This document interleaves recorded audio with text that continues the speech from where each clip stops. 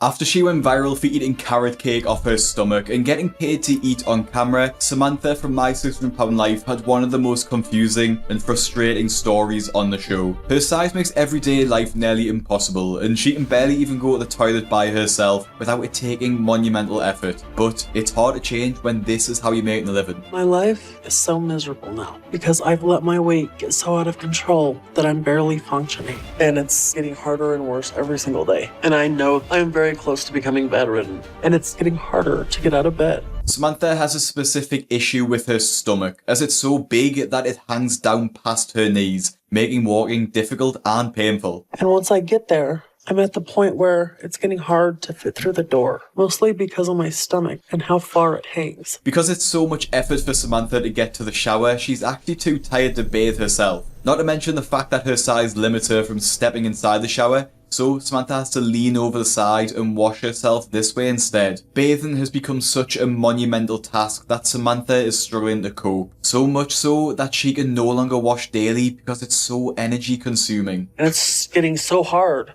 to keep clean. I've had to go from bathing every day to about every 4 days because I have to work so hard to do it. But even on days when I push myself to do it, some areas I can't even reach. Without using a stick or something, I have to reach and poke and prod at myself. So it's so hard. And I hate that I've let myself get to this point where I'm struggling just to keep clean. One of these days, with all the pain and how exhausted I feel, I'm not going to be able to do it anymore. Come on. Okay. If I fall in that little tiny bathroom, I'm just gonna stay there for God knows how long without a phone to call for help. Keeping yourself clean is important at any size, but when you're super morbidly obese, cleanliness becomes even more important due to the amount of excess skin. At Samantha's size, like most stars on the show, she has many skin folds where the fatty tissue overlaps, creating big crevices. If these aren't kept clean, the skin can become irritated and break, leading to infection. Many stars of the show have an infection or two as a result of this, and if you're a fan of my videos, you'll definitely be familiar with the worst case I've ever seen, which involves Lisa Fleming and the family of maggots living on her leg. A month ago, I started feeling sick and my leg was really bothering me. I kept saying, my leg is hurting bad. And when Danielle pulled open the folds of my skin, she found little maggots on there. So now she has to check my leg every day, and I can't believe it got so bad. So yeah, hygiene is really important, especially when you're over 600 pounds. Because Samantha's life is so unrelenting, she relies solely on food to keep her healthy. So all I want to do is find ways to forget about my life. So I eat because food lets me do that. And that's mostly what I do all day, is eat. I have food delivery set up on a schedule starting in the morning. I have to have it brought to me because walking up and down stairs, I'm too weak to do that now. And I'm scared to admit that just walking across the apartment to get the food is almost more than I can handle. But instead of thinking about that, I just think about the food I'm about to eat and how full it's about to make me.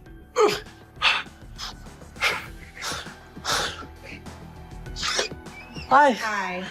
Thank you. Be careful. Okay. All right. Have a nice day. You too. Because more than anything else, it's the feeling of being full that I love. In one of her scheduled deliveries, we get to see the sheer amount of food that Samantha has ordered to eat. A real insight into the coping mechanisms which have got her to the size she is. Looking at the contents, Samantha's breakfast could feed a family of 4. Although it's blurred for copyright reasons, I've done my best to calculate the calories. 8 sausage burritos, which is 2,096. 20 chicken nuggets, which is 890. 2 quarter-pounder burger meals, which is 2,100. A box of cookies, which is 2,160. 3 sausage McMuffins, which is 1,000. And 2 large caramel frappes, which is 1,340. This brings Samantha's breakfast to a total of 9,585 calories, a nearly 10,000 calorie breakfast. To put that in perspective, 10,000 calories is the amount of food that a healthy person should be eating over 4 to 5 days, not in a single breakfast sitting. Thinking of healthy meals is hard, especially when ordering takeaway food is so easy. That's why I created the Fat Loss Kitchen newsletter, and I have two major announcements to give you. One involving Casey King from Family by the Ton. But first I want to announce that my cookbook is out right now, and it's available from fatlosskitchen.com. And for the first 3 days, it is 15% off. And if you use code Craig, you can get an extra 15% off. But be quick, as this is only a 3-day deal and applies until the 23rd of June. Now, my second announcement is that tonight's free newsletter recipe features Casey King's favourite weight loss meal, zucchini boats, which are also included in the cookbook, so everyone can see the meal he used to achieve his massive weight loss. Casey very kindly sent this in after I asked, and I can't wait to share it with over 6,000 of you who have joined the Fat Loss Kitchen so far. We've put a ton of time and effort into the cookbook, and I can't wait to hear what you all think about it. It is a digital cookbook too, so as soon as you buy it, you receive it straight to your inbox, and you can get started right away. Thank you so much for supporting the channel, and let's get back into the video. Food can fill me up and make me feel the most comfort that I've ever felt. It makes me feel like I'm at home and that I'm safe, as long as I'm full and happy. Because food is a hug from the inside. And no matter how much I eat, it's never enough. And there are days where I ask myself how I ended up here. And I know it's because food has always been the most important thing in my life. Now, one thing about this show I think is hard for people to understand is the sheer volume of food it takes for someone to get to this size. It's not done by accident or having too many sweet treats or cheap meals. It's done by consistently eating supersized meals over several years. This behaviour has changed Samantha's life enormously, as her food addiction not only limits her quality of life drastically, but it also threatens to kill her. But how did she get here? What life experiences does someone have to have in order to have such a toxic relationship with food? Food has been the greatest source of comfort in my life as far back as I can remember. And because of that, I cannot remember a time in my life where I was not overweight. Samantha has always been overweight since she could remember, but it really skyrocketed out of control when she was just 5 years old, and her parents had gotten a divorce. Samantha's dad played a huge part in the divorce and her trauma, as he was very abusive throughout her life. He was a wonderful guy, sober. And even though he never laid a hand on me or my younger sister, he would get drunk and he was horrific to my mother and to my older brother and sister. And I remember when things would start to get crazy, I would eat something and it would calm me down. And I was already around 150 pounds when I was 7. By the time Samantha was 7, she weighed the same as a fully grown 5'7" woman, a dangerous weight for such a young child. While living with her dad, they restricted the amount of food they let Samantha eat. So when she would stay with her mother on the weekend, she would binge eat an incredible amount of food. When Samantha lived with me, there was no restrictions. Whatever she wanted to have, she had. Her stepmother and her dad did, at some points, try to restrict that. And she really did not respond very well to that. By the time Samantha was 10 years old, she weighed over 200 pounds, the size of an average 6-foot grown man. In 2 years, Samantha gained another 100 pounds, where she unfortunately started to get bullied because of her size. The cycle started to get even worse, as the bullying meant that Samantha would eat for comfort, only to gain more weight. A tragic rinse and repeat story. When Samantha left school at 17, she was over 400 pounds. She was desperate for love and affection, and she met a boyfriend and quickly fell pregnant, and used the pregnancy as an excuse to lie down and eat for 9 months, where she gained yet another 100 pounds. At 500 pounds, Samantha gave birth to her daughter Bella, and unfortunately the couple broke up just 2 weeks later. This time was really hard for Samantha, as you can probably guess, as she was raising a baby on her own, then having her dad pass away in a motorcycle accident, which tipped her completely over the edge. And it's still something I haven't gotten over to this day. Because in his final years, my dad and I had grown really close. And he came to me before he died and said, I am so sorry for being drunk and violent and mean. That's where we bonded. So after my dad passed away, I was so depressed that I could barely take care of myself. So Bella went to go live with my mom, and I used food to cope. At over 800 pounds, it all got too much for her, and Samantha tried to take her own life. My method was I took a bunch of medications, including 5 fentanyl patches onto my body, and Bella was the one who found me. I just remember I went into the bathroom and her body was trying to reject all the medicine that she had taken, and she told me not to call 911 because she didn't want to be in that hospital. She just wanted to be gone. But I didn't care. I called 911 without her because my mom really is my best friend, and losing my mom would probably just break me completely.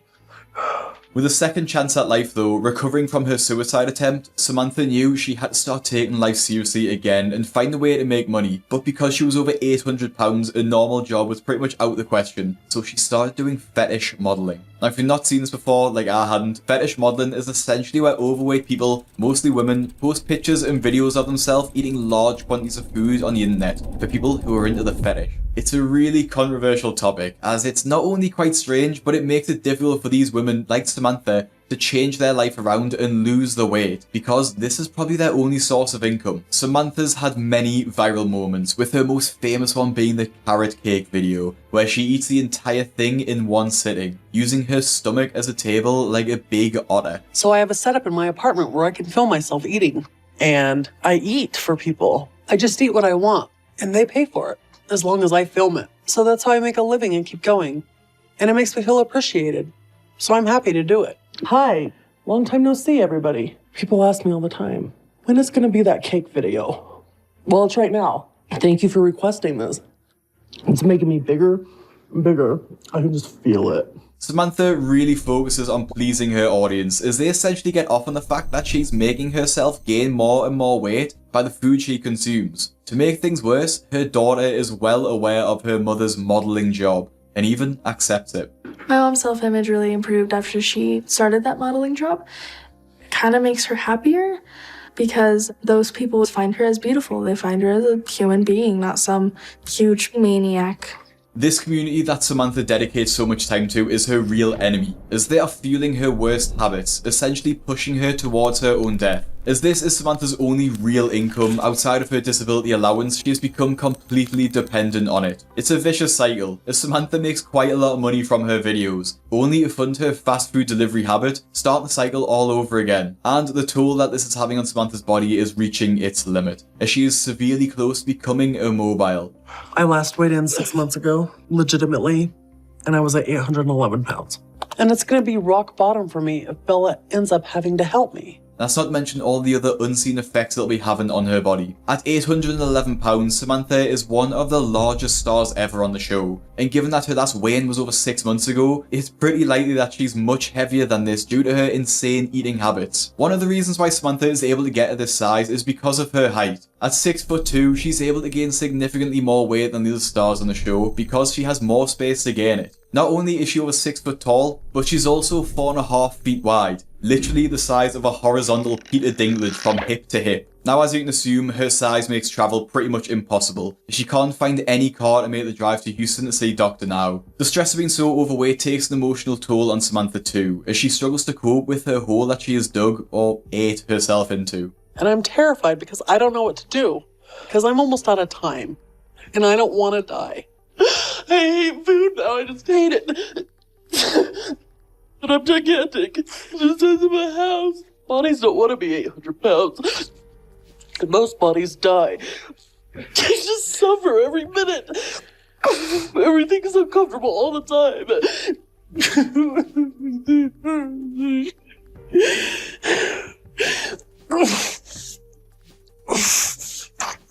If I don't change, I know I'm gonna die.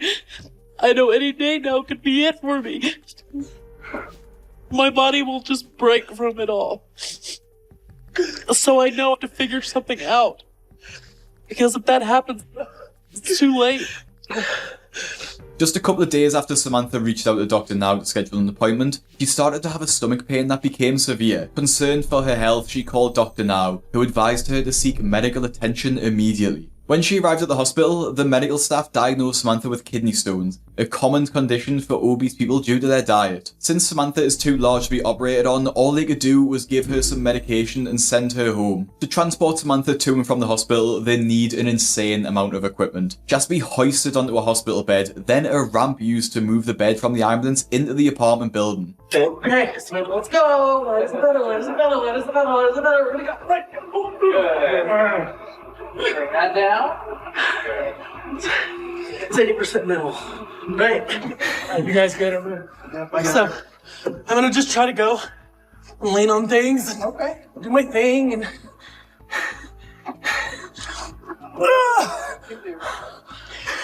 Your time. Oh! Don't move me too hard. 1, 2, 3. There we go. Good. Almost there.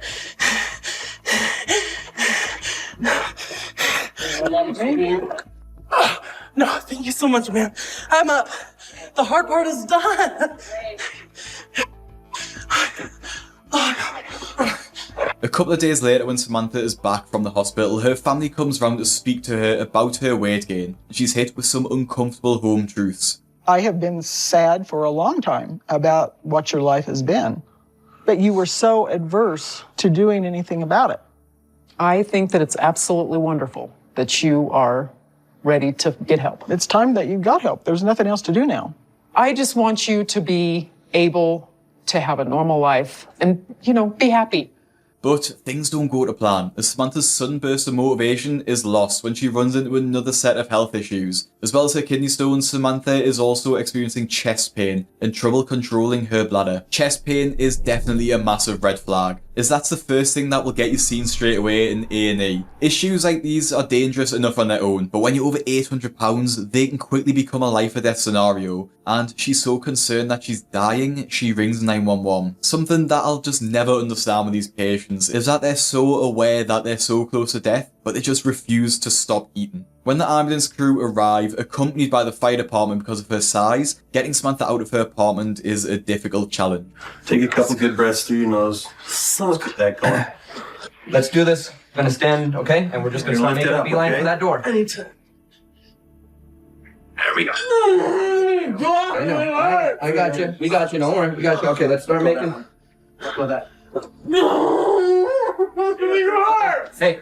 I know it hurts. I know it hurts, but we need to focus. Don't lean back, okay? You're gonna walk with me. We're good. All right. Let's go. Let's go. I'm gonna take this out from under you. They're gonna keep moving fast. You're good.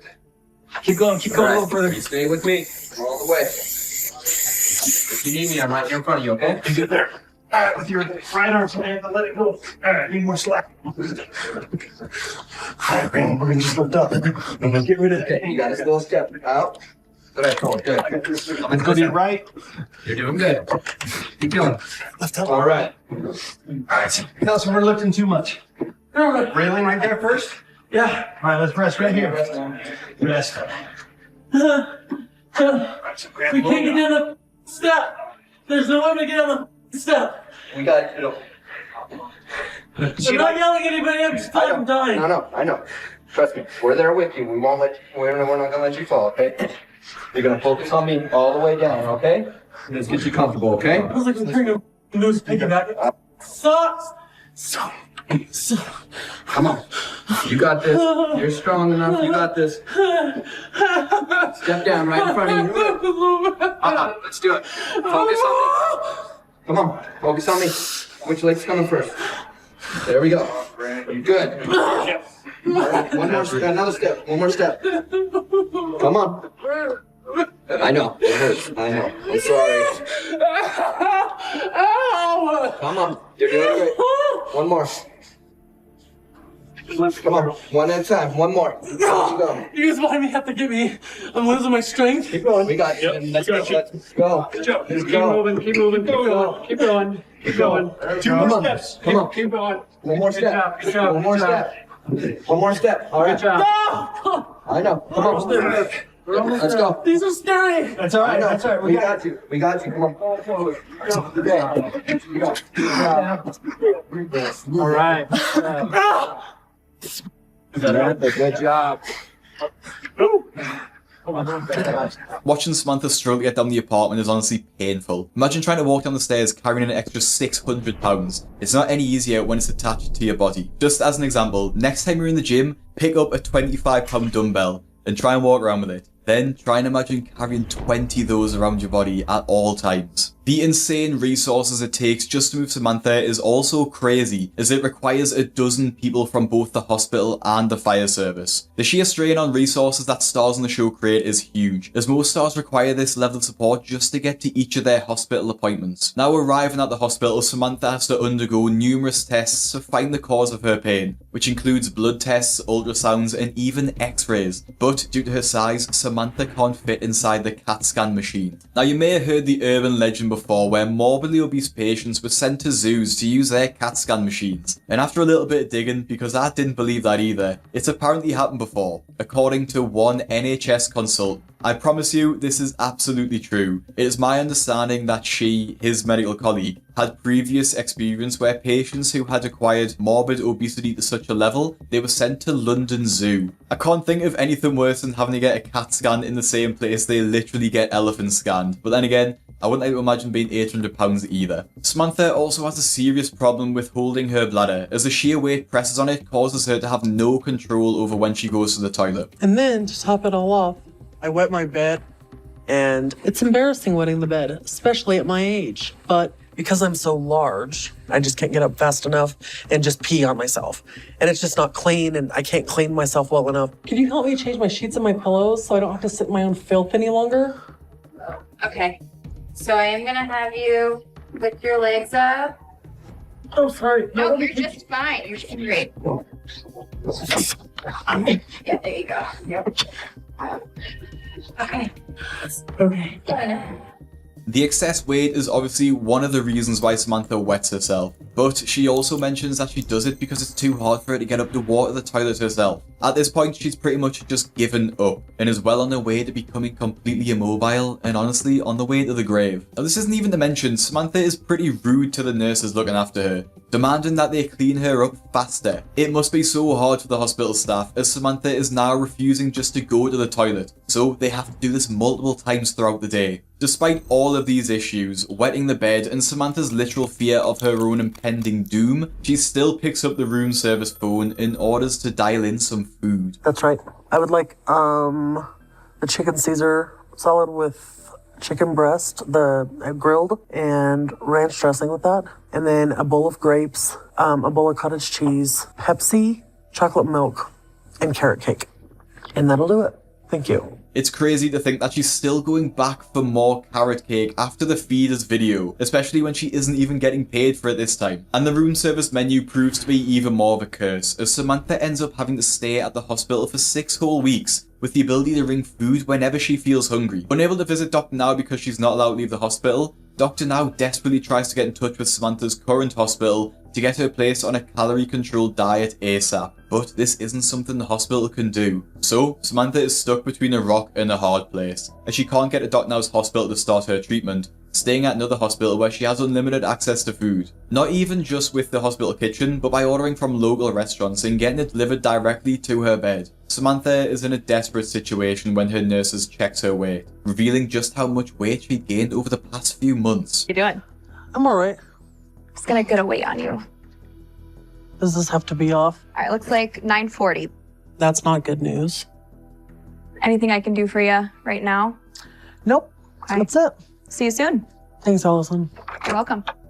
Since the start of the show, Samantha has gained 140 pounds, bringing her weight to 940 pounds, making her one of the biggest stars ever on the show. And literally as the nurse leaves after checking her weight, another walks in with an array of takeaway food on a tray for her. When Samantha first arrived at the hospital, she could walk small distances, use the bathroom, and live somewhat by herself. But since her stay, she's become completely immobile, relying on the hospital staff to maintain her personal care, and relying on delivery companies to bring her every meal. Samantha has been given the perfect environment to self-destruct. She has an entire team to care for her, and she can eat whatever she wants. What motivation is there to change when she is exactly where she wants to be? In a video call with Dr. Now, Samantha is hit with some really tough questions though. Why are you gaining more weight while you're in the hospital?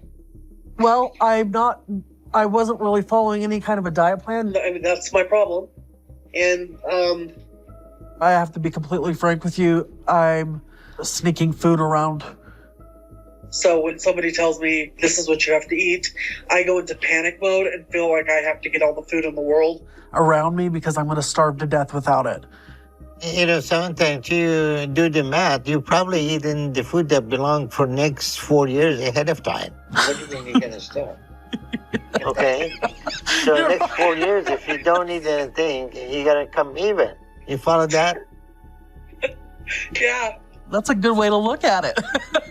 Hey, and that's what exactly happened. Her life revolves around food. It's literally her entire life. The meeting with Dr. Now goes well, but due to her size, she can't be transported to Dr. Now's hospital, as there's just too much risk in transporting her. So, in order to start treatment properly, Samantha must stick to the 1,200 calorie diet that Dr. Now sends her, but this will be extremely challenging for her, as she has the room service and delivery phone numbers at her fingertips, and must rely solely on her own willpower. Gaining 140 pounds in just a few months is insane. So it would be an achievement for Samantha to go the same length of time just maintaining her weight, but she has the extra challenge of having to lose it too. She needs to go from eating 12,000 calories to just 1,200, a decrease of 90%. Imagine eating only 10% of the food you normally eat, and you'll see how that difference is pretty insane. And it's always scary to take the first steps to change like this.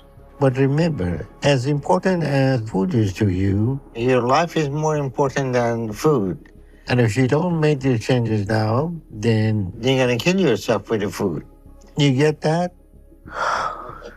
Yep, for sure. So lose 250 pounds over the next 2 months. This is gonna be very easy if you stick with the 1,200 calorie diet, okay? Okay. Sounds like a plan. And make sure you get up and walk every day. Over the next few weeks, Samantha does make an effort to stick to her diet and increase her mobility through seeing a PT daily. Son of a... Okay. We're here. You good? Alright, bed up? Yeah, bed up. Okay. You know. I know the routine. The first few days I was discouraged because I'm working so hard and I'm accomplishing so little. While she's walking daily, she only loses 10 pounds in a few weeks, nowhere near Dr. Now's expectations. This is due to her diet, as Samantha is still sneaking food and eating more calories than she's supposed to. However, due to her health conditions subsiding, the hospital agrees to allow Samantha to go home. But this doesn't mean that she's off the hook from Dr. Now, as she still needs to lose over 200 pounds in order to make the cross-country journey to see him. Go! Okay. All right. Right now, with even how far I've come, I still hit my limit too quickly if I'm up. And then I have to have help if I don't want to end up on the floor and in pain. Okay.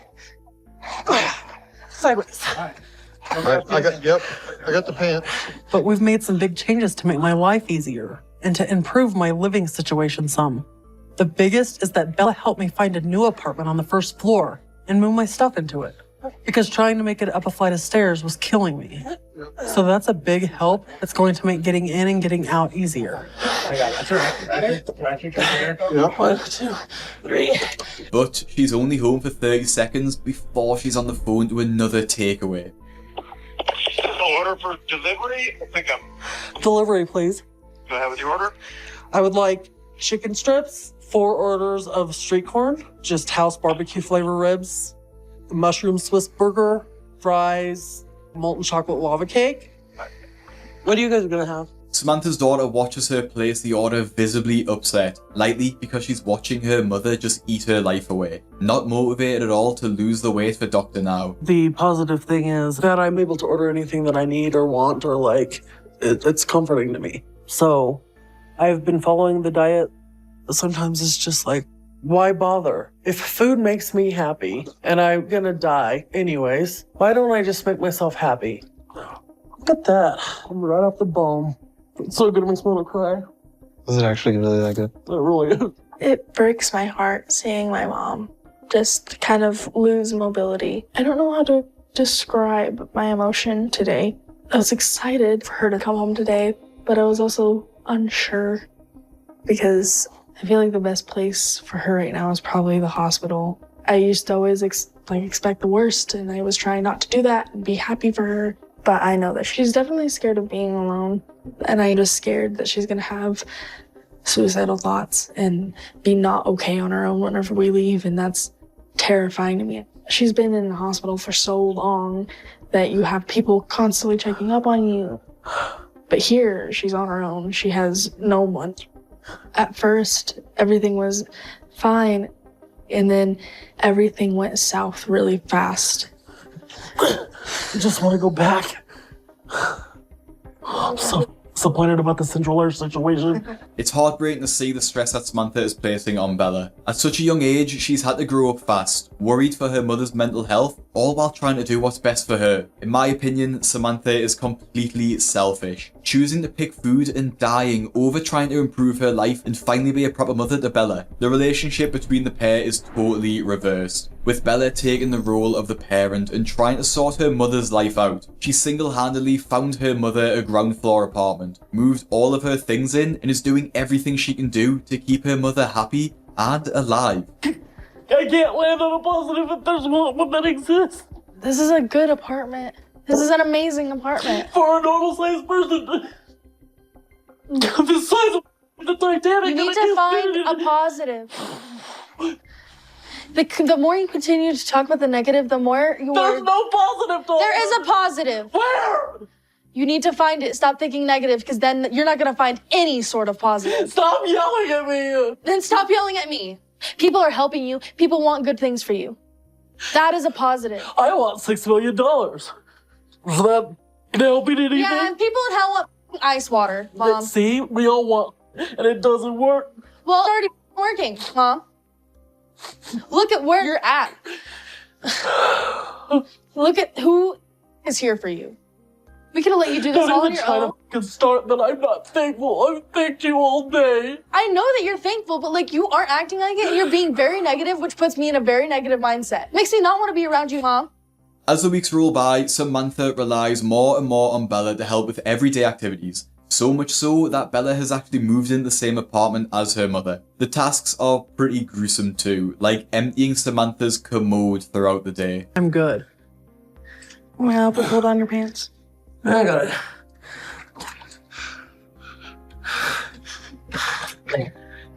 I'm gonna go sit in the bathroom and try not to vomit real quick.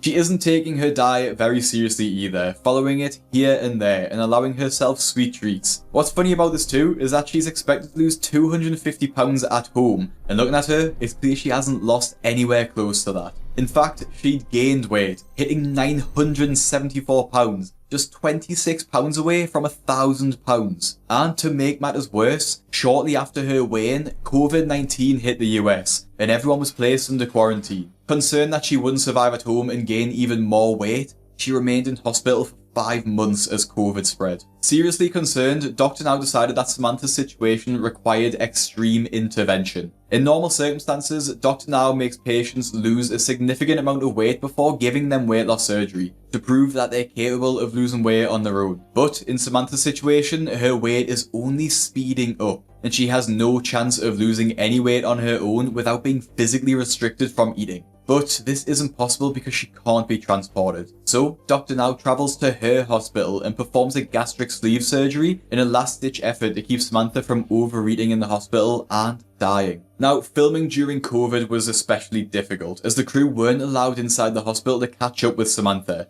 So, we skip to 3 months later, after she's had surgery, and in a crazy turn of events, she's actually down to 638 pounds, a 300 pound drop from her highest weight. Since weight loss surgery, she has been on a controlled diet for the past few months. And thankfully, all that has been effective to get her weight down. But the concern now is the next steps with her, and making sure we can help her stay on track so she doesn't end up gaining everything back and end up in the same situation again. But despite her amazing weight loss, Samantha isn't in the place she thought she'd be. Food makes me happy. The happy me is gone. I just feel incredibly sad. And it's not a surprise considering she is still 600 pounds. And because she's depressed, she's started to sneak food again. The psychotherapy is going to be an essential step for her. And we need to make some progress with her emotional issues before she goes back home. So she doesn't undo all the progress she has made and end up back in the same situation again. Because she likely won't survive her body being pushed to that point again. Samantha is at a crucial point in her journey, as after losing over 300 pounds, her weight loss is slowly plateauing because her body is getting used to the amount of food that she's eating. It's important that Samantha sticks to her diet and pushes through, as well as doing more exercise. To combat this, Samantha is moved into a rehab facility so the team can monitor her progress and restrict her food intake. But this doesn't last long, as she is readmitted to hospital with a severe infection in her leg, which will take a few months to heal. Despite this, she's still losing weight at the hospital and is finally under 500 pounds, meaning that she's pretty much lost half of her body weight. It's expected that Samantha will take another year to get below 200 pounds, her final goal. Due to COVID-19, the show cuts off before we see the end of her journey, but she leaves the following video for all of her fans. Most recent surgery, the wounds refused to heal, and so I was sent to a rehab facility, and this is where I'm at right now. It's a small setback, but by this time next year, I will have my life back. I've worked way too hard to be at this point in my life right now to give up, and I will not be giving up. My spirits are up, and these wounds are not it. They will not be in my life. I can't see me stopping at this point. This will have all been for nothing if I stop now, so just a small setback. Now, I did a bit of digging to see where Samantha was now, and it's quite weird to be honest. She posts quite frequently on TikTok, and all of them seem really strange. As of March 2025, she weighs 373 pounds, so still quite away from her goal, but a substantial weight loss nonetheless. Do you know what going through hell and back is? It's bad. It's really bad. Anyways, I learned that I was 373. I went from 1,000 pounds to 373 pounds, down to 373. Can you believe it? I just wanted to share it with somebody. That's pretty gross. Just need to wash this home bitch. 1,000 pounds to 373. Can you believe that? And she does seem really positive about the amount of weight she's lost. Hey, think of these things. A cow. Sailboats. 2 ATM machines. Vending machines. Industrial washing machines. A small aircraft, like a Cessna 172. An ornate grandfather clock. A fully grown male gorilla. That's how much weight I've lost. 700 pounds. Can you even imagine that? I'm just giddy. But I wanted to share that with you. Not only that, but I've kept it off since July of 2020. It's really bad when you can't remember the surgeries you've had. I just know that it was 2020. 700 pounds. I can't even get my mind around it. Although her journey was slow, paused by COVID, and she practically had to be physically forced to go on any sort of diet, Samantha still lost the weight eventually, and you can't fault her for that. She still has over 100 pounds to lose to get to her goal, and I'll definitely be following along to see how she continues. From breaking Dr. Now's toilet because she was too fat to use it, breathing through a hole in her neck, and her body shutting down due to her massive weight, Lupe's journey is one of the most shocking in my 600 pound life, and it is made even more shocking after her disgusting partner cheated on her and sabotaged her weight loss journey while she was fighting for her life. Lupe Samano is 39 years old, weighing in at 642 pounds, and to make matters worse, she has an awful living situation, living in a neglected apartment in the Californian suburbs. Being this overweight, everything I do is hard and it's a struggle. I need a rag for my face. Things are so hard for me. I've lost motivation to do anything for myself. Lupe's severe morbid obesity has put a strain on all of her organs, as she now faces complications with her heart, lungs, liver, and even her kidneys, and her body is literally shutting down on her from the inside out. Her medical issues are some of the worst on the show, as she has type 2 diabetes and actually ended up going into a diabetic coma. Her kidneys have failed once before, and Lupe's fat around her neck is so dense that it was literally suffocating her. This resulted in the doctors having to do a tracheostomy just so she could breathe. If you haven't heard of this before, it's a surgical procedure that creates an opening in the neck directly into the windpipe, or the trachea, to allow the patient to breathe. And I think we really need to put this into perspective. Lupe was so fat that she had to have a literal hole cut into her neck just so she wouldn't suffocate. This type of super morbid obesity is so dangerous, and I don't think many people quite grasp the extreme risk it can have. Dad do like a chin tuck right here and then put the trachea in, because even with the ventilator I still needed it. And it's been 10 years since my coma and I haven't walked on my own since then. I walked into the ER and I never walked out. And to make matters worse, Lupe hasn't set foot on the ground in over 10 years. This is honestly one of the most extreme cases that I've covered on my channel, as typically the stars can walk a few steps or so, but for Lupe, She's completely bedbound and has been for over a decade. Due to being bedbound, Lupe has to do everything lying down. That means eating, bathing, and even going to the toilet. Words can't even explain how much I hate being in this bed. I need to be taken care of 24/7 because I can't do anything for myself. You feel bad? Yeah. My husband, Gilbert, is my caretaker. He can't have a full-time job because he takes care of me all the time. I feel helpless. It's just me taking care of her more than us having a marriage. You know, I guess you could say intimacy is impossible. This is way harder than I thought it was going to be. But, you know, I love her, and that's what keeps me going. I feel unworthy of him taking care of me and loving me the way he does. It's not a normal life living this way. The pressure on Gilbert is immense, as he's her full-time carer and he's unable to have a life outside of taking care of her. But it wasn't always this way for Lupe, as she's had a pretty normal early childhood and didn't really have any issues with her weight. Everything changed though when Lupe was 5, as her dad left and abandoned the family. Immediately, she started resorting to food to cope. I missed him so much I wanted him. I just started eating and eating.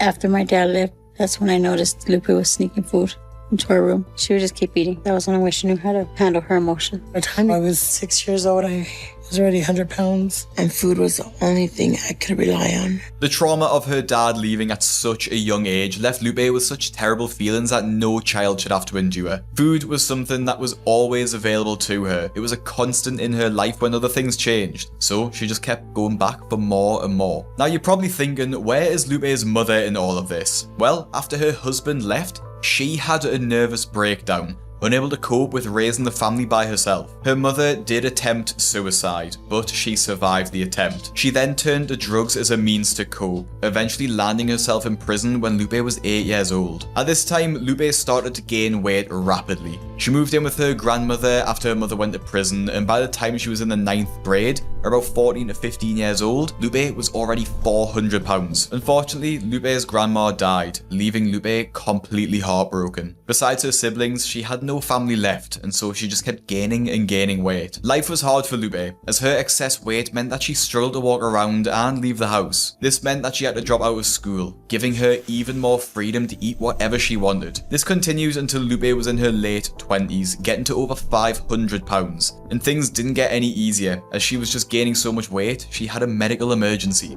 Things got worse 10 years ago when I went into the ER not feeling well and fell into a diabetic coma. Since then, I've been mostly trapped in my bed. And for 2 decades, I've been over 500 pounds.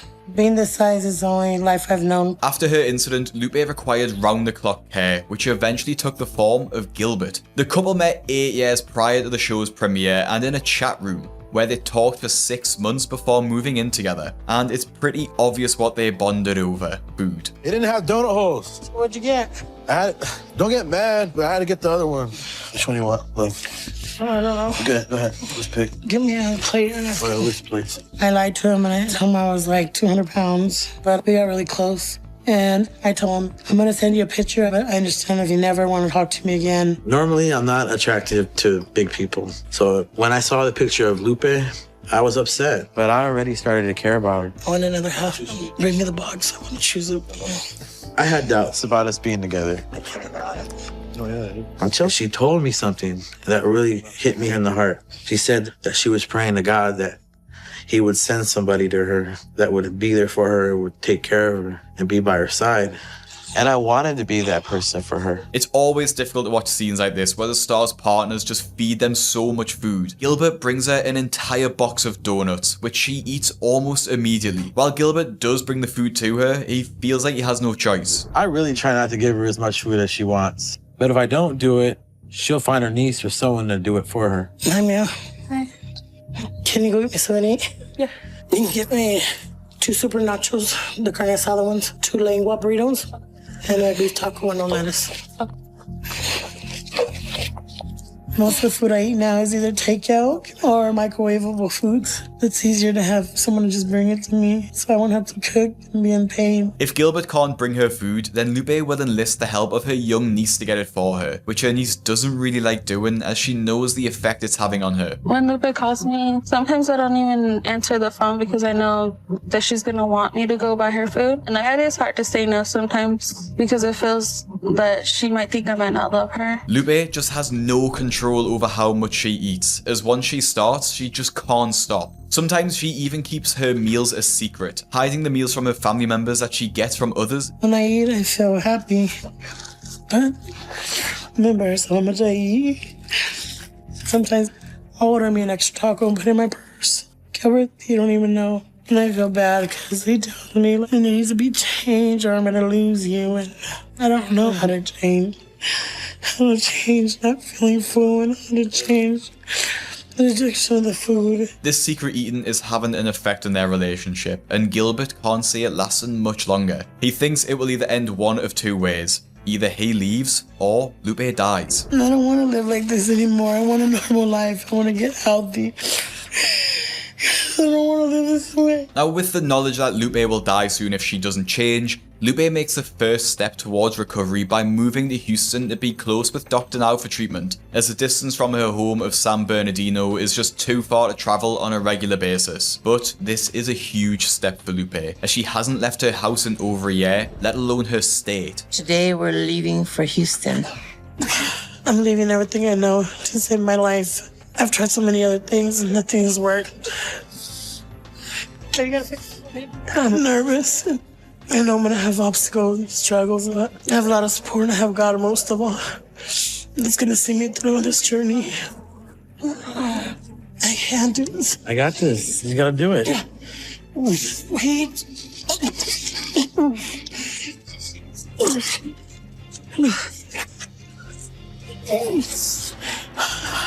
I'm ready to get help and change. Wait, change is scary. Once on their way to Houston, things don't set off to a great start, as they're hardly out of California before they reach their first drive-thru. Come on, let me whip that burrito. Just give me a shake or something. Do you need to eat something? I don't want to eat right now. I can't. Thank you. When I get stressed, I just have to find something I want to eat as quickly as possible. But I know these have to be my last unhealthy meals. Once I get to Dr. Now, I have to give up all this because I'm ready to fight for my life. Now, this is off topic, but it really irks me when people say, get me a, instead of just using simple manners. I just don't understand it. I don't know if it's an English thing, but I would never just say, get me this. I literally say please after every sentence too. But anyway, the road trip continues to be a total nightmare, as Lupe is so overweight that she can't walk to the toilet, so ends up going on herself in the car. I'm not getting off this car. I'd rather pee on the thing. I'm sorry. I had an accident. Yes, help me. What do you want me to do right now? You gotta get some rags to change it because I went to the restroom. Okay. It's wet. Thank you. You're welcome. This is just so miserable. And I really hope it's not a rental car, because if it is, I'm not sure an expensive deep clean would be enough to get rid of that smell. And plus, imagine renting it knowing that someone's wet themselves in the front seat. I don't even want to think about it. A few hours later, Lupe and Gilbert arrive at the hotel they were staying to for the night, and things become quite challenging. With a few more days left of traveling, things aren't looking too good for Lupe, especially as the long journey is starting to have an effect on her legs, which she's already had complications with before due to the excess fat and swelling in them. Just like nothing. Be alright. I got you. Just relax for a second. I can't do it. You want me to help you? Yeah, if you think you're gonna fall, just hold on. Yeah. I can't stay in this car no more. Do you want me to open this to grab one? Wait, don't. I got everything. I gotta turn. Okay. The chair, Junior. I know. I gotta fix this. Calm down. Put the chair. Stop messing around. My God.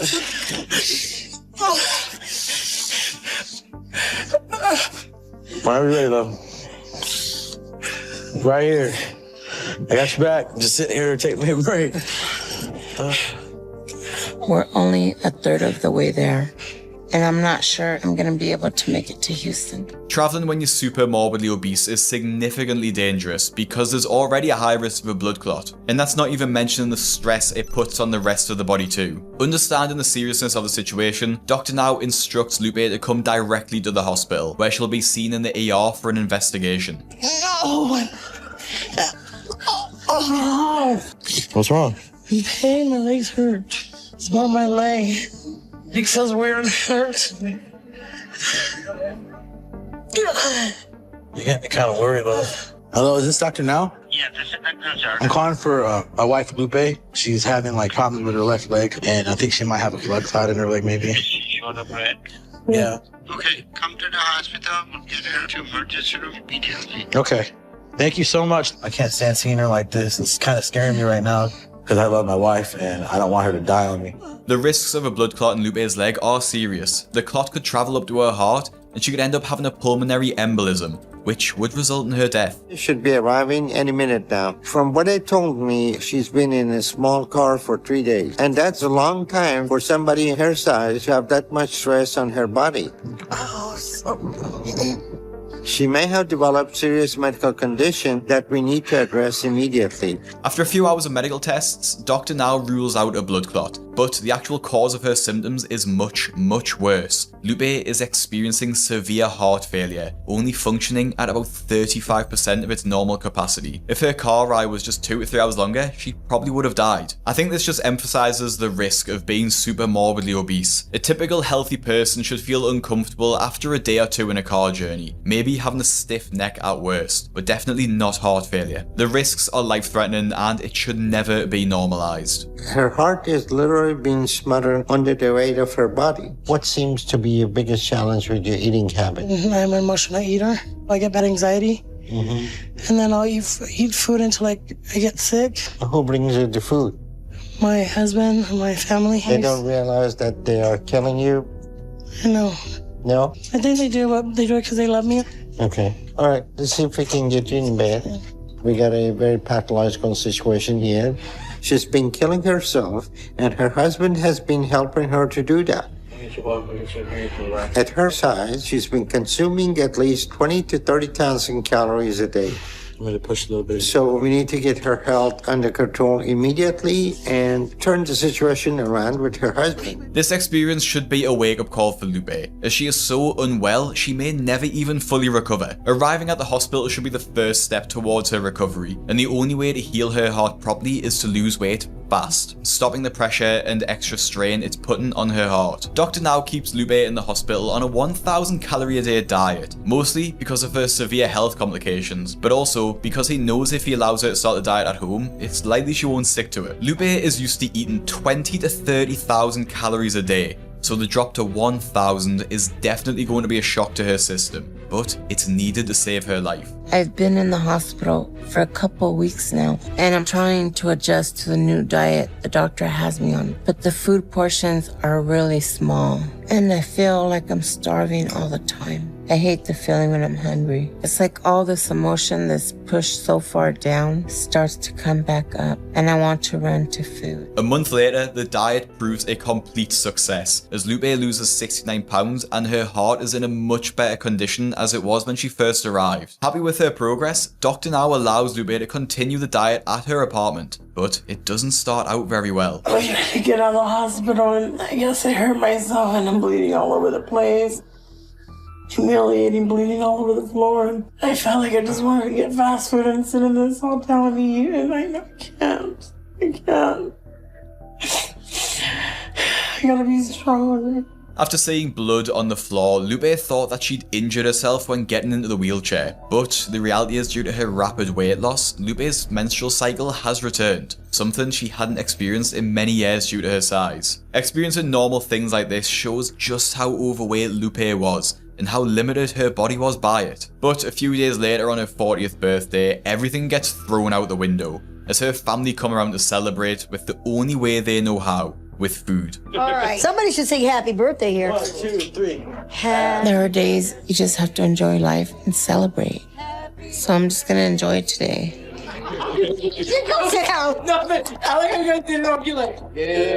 I have my next appointment with the doctor in a month, and I feel like I can hit my goal by then. So I'm gonna keep trying. I have to get this surgery because eventually I know I'm gonna start giving in to my cravings every day. All right, guys. Hi, Lupe. Now, I totally agree that you should treat yourself every now and then, and I can't lie, I'll have a Five Guys milkshake every now and then too, but my life won't be at risk over it. Lupe's life, however, is, and she's completely risking that by overeating a huge meal and excessive portions of cake. It's not even the fact that she'll go over her calories for that day, but rather that it becomes easier to get into the habit of eating bad again once you start slipping on the diet. It might be the first time she's slipped on the diet, but after a day, it won't be the last. Just before her next appointment with Dr. Now, Lupe encounters a huge problem, as she tries to quickly use the bathroom, but instead gets stuck on the toilet. Make me fall. Ready? On 3. Oh! Make me up, please. Babe, you're overthinking it. It's broken! I'm not gonna fall the damn thing! The chair broke? Yes! You gotta get off this damn... I'm trying to help you. You're crying more than you're trying. Let me get a nurse real quick. Can you give me a hand real quick? So you can help her push up. She needs it. Don't let me go, please! I'm not. Would you just come on? Okay. 1, 2, 3. I can't do Are that. you serious? You wore yourself out. Because you wear yourself out crying. Dude, what am I supposed to do? I don't know. I'm listening to something. I can't get off. Do we need them? I don't want to fall. Yeah, I don't get need them. I can bring someone else if you want. We're gonna do it. She got stuck. Okay. She got stuck in the toilet. I think it broke the seat. Okay. And this is not a good situation with Lupe. We'll figure it out. She's putting a lot of strain on her heart right now. So we're calling an emergency crew to help her get up immediately, because she can easily go to cardiac arrest and there'll be nothing we can do about it. So they need to act fast. How's it going, ma'am? Did you fall down? She got stuck in the toilet. I don't want to fall and hurt myself. Okay, then we're gonna go ahead and get the fire truck out here, okay, and just to help us out. Just get me off the toilet. What we'll do is put someone on your back and get you up in an upright position. Oh, Need more slack? We're gonna try. oh my God, my legs. The truck just arrived, okay? So once we get you up, you'll be all right. Yes. Just don't let me go. I got the chair. Can you hold yourself? I got it. Almost there. There. Sit. Yeah, sit. You got it. There you go. There you go. Breathe. Yeah, you did break the toilet. Thank you guys so much. You're welcome. God bless you. Is that all you needed from it? This is very disheartening to witness. Lupe got to the point that she won't tolerate any physical activity. She is less mobile now since last time I saw her, and took a whole team to get her up and put her in the wheelchair. But right now, I'm very worried about how much strain she just put on her body. Like I mentioned before, a person of a typical weight, or even someone who's obese, would have no problem getting off the toilet. But the fact Lupe broke it clean in half and needed the fire brigade to get her off shows just how dangerous her weight is. The situation gets Dr. Now concerned too, as he thinks she's gained weight back, as she looks even larger than when he first saw her a month ago. He doesn't even continue with the normal appointment, sending her straight to hospital for checks, as he thinks that she's put even more stress on her heart. And Dr. Now was proven right, as he discovers that her heart condition has in fact deteriorated since her last hospital stay. But what really puts the nail in the coffin is that Lupe gained 82 pounds in just 1 month, gaining back all the weight she lost and then some. Lupe, this is ridiculous that you gained more weight than you lost in just a month. So you start over, because if you don't, you're not going to make it. I'm keeping you in the hospital to start controlled diet again. You're down to your last chance. Do you understand? This is such self-destructive behavior. And her husband, Gilbert, is helping to kill her. Back in the hospital, Dr. Now puts Lupe on an even lower calorie diet than last time, with only 800 to eat per day. Not only this, but they also make Lupe walk around her room consistently to build up her mobility and to increase her exercise. 2 months later, an extra month than last time, just to be on the safe side, Lupe is up on the scales for her weigh-in again. That's 128 pounds you lost now. That's great. The first day she got here, she couldn't even stand. Now she's making progress. So I'm going to go ahead and send you home today. And for the next 2 months, I want you to lose another 75 pounds. Take this seriously if you want to get approved for weight loss surgery, okay? Okay. All right. All right. Super. Thank you. Her husband, Gilbert, hasn't been around very much, and I think that has helped her to stay positive.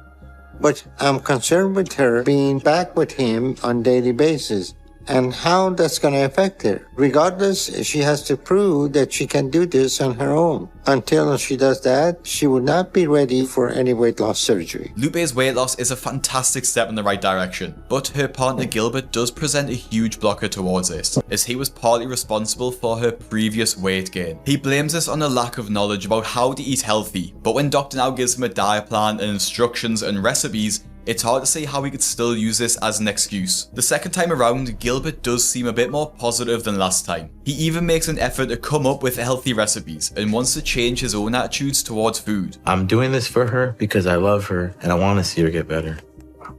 I'll do anything I can for her. I just want her to comply, and I need to stop enabling, bringing the wrong foods. This time I'll make the right choices, get stuff that we need to eat. So I don't want to go to the doctor's office and find out that my wife gained weight. Okay, thank you. You too. But everything changes in an unexpected turn when Lupe discovers that Gilbert has been flirting with women on social media and trying to meet up with them. And I have to go on there and find out myself. There's all kinds of chicks. That's so disrespectful, you know? It gets me, it irks me. We're just sending scriptures out with no pictures of me and just of God and, you know, the news and stuff like that. I'm here clicking and grabbing anyone I can that I can send that message out. I'm trying to spread the word out, and you're upset because I added a chick on there. If you're spreading God's word, why would I go on there and I see all kinds of chicks, especially showing their boobs? Come on, Gilbert. If there's someone you want to reach out to, and if it's a woman, have your wife do it. It's called respect because you're married. Okay. Sometimes I feel like I'm out looking for affection sometimes because I don't get it from you. We all fall short. We all have struggles, you know, and, you know, I guess my struggles is chicks and stuff. No, I'm not gonna just change overnight. You know, it's a process. Just like you know, you're not eating right. You're 600 pounds. That's so disrespectful, you know? Just because I'm fat and that, I don't deserve less, you know? I know I can't change you. When I married you, I let that crap go, even the day I met you. It's called respect. It's something that you need to start having.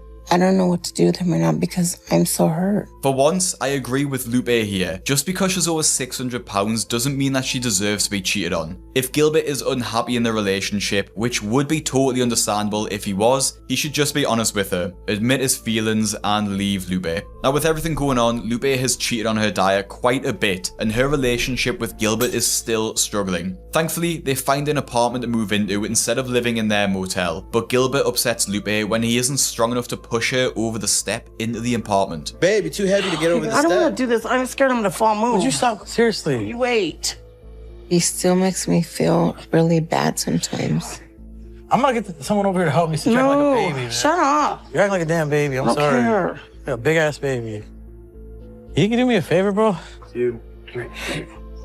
Okay, 1, 2. That's it. Thank you so much, bro. I appreciate it. The pain is really hard right now. And I feel alone like I did when I was younger. Okay. Wait, don't let go. I honestly feel bad for Lupe here. I do believe she wants to lose the weight, but Gilbert isn't offering her the support she needs, and speaking to other women behind her back and cheating on her has obviously thrown a spanner in the works. The My 600 Pound Life journey is especially difficult because it just can't be done alone. The stars can't get the surgery by themselves, and they can't make the meals and follow the diet by themselves either. Having a solid support network is crucial, but the intensity of it is so much to ask of someone. And for Gilbert, this might be the limit. And with all this going on, Lupe is especially nervous about her next appointment with Dr. Now, as she knows she hasn't stuck to her weight loss goal, and snacking has been her only source of comfort these past few months. She also hasn't been walking at all either, decreasing her mobility, which she's worked so hard to improve on. There are no handles. I'm going to weigh you. I'm not going to be able to stand. I told them that. Because there's no handles and I haven't sit out of bed for a while. All right, then. Let's go to room 5, okay? I'm a little frustrated. I know I have to have some help to stand because I can't get weighed without that right now. Hello. How are you both? Good. So what's going on? You refuse to get weighed? I couldn't get on the scale. I couldn't stand on that scale without balance. Come on, you're walking the hospital. You sure the issue is not you don't want to get on the scale? You've seen that since I've gotten here, when I first got here to when I was in the hospital.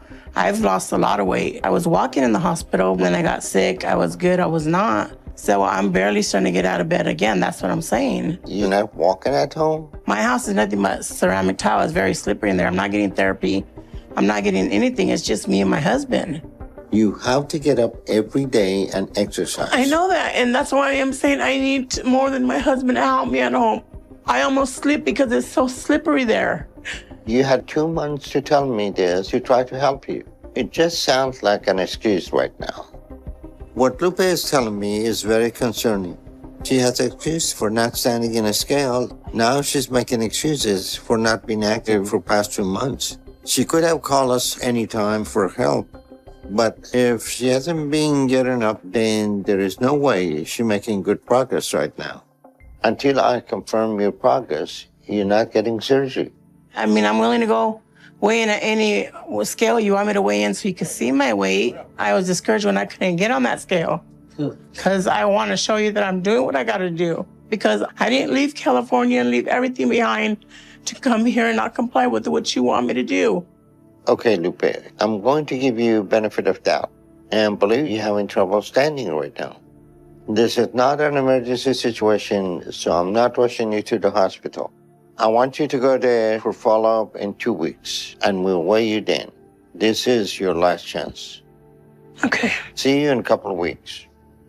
Hopefully, Lupe will recognize the second chance as opportunity to try harder to do what she needs. Whether Lupe doesn't want to get on the scales because she really thinks she won't be able to stand, or because she doesn't want Dr. Now to see that she's gained weight, is up for discussion. But the truth of the matter is that both of these reasons aren't good enough, and are a major setback for Lupe. She's several months into the treatment now and should be able to walk unassisted for at least a few seconds. It's really sad to see her regress like this, especially as now it looks like she's lost all motivation to even continue with the program. As Dr. Now doesn't believe Lupe's excuse, he gives her the opportunity to return to hospital 2 weeks later, where she'll be weighed on a scale with handles so that it will be easier for her. Those 2 weeks come around quickly, and the reality of the situation is about to reveal itself. And I'm so scared what he's going to find.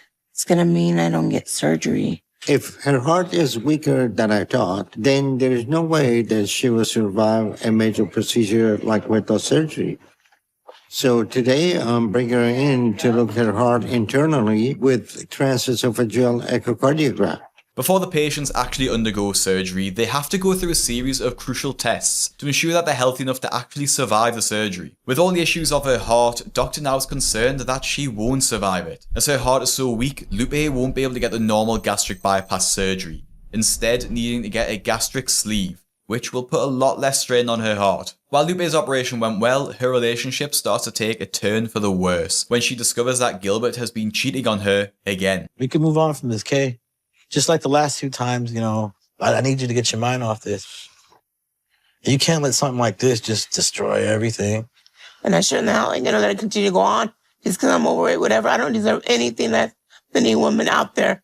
I know that, love. Okay, then next time it happens, though, what I'm going to be saying is I'm tired. You got to go on your own way and leave me alone. Our sex relationship is difficult. I get sexually frustrated and I tend to slip. But, I love my wife and I know it's going to change. So... Look, the point is, let's just get over it. It's a good day, okay? When Gilbert comes back to the hospital, the couple talk it out, and things get pretty heated. I don't know what to do, because if I can't trust Gilbert, part of me will just want to give up. And I'm so scared right now about what's going to happen. If I give in and start to go back to food, then I'm going to end up dying soon. Since leaving the hospital, things have been really hard. Gilbert and I haven't been doing well. It's like this cloud hanging over us, and I'm struggling with staying motivated. Yeah, Pharaoh, well, I'm gonna eat. I've been trying not to be so depressed about everything, but I'm just so hurt by Gilbert. You hungry? You want me to make something? Hopefully we have some stuff. Cream mushroom? Yeah. It made me feel so worthless when I found out he's trying to be with other women because I'm not enough like this.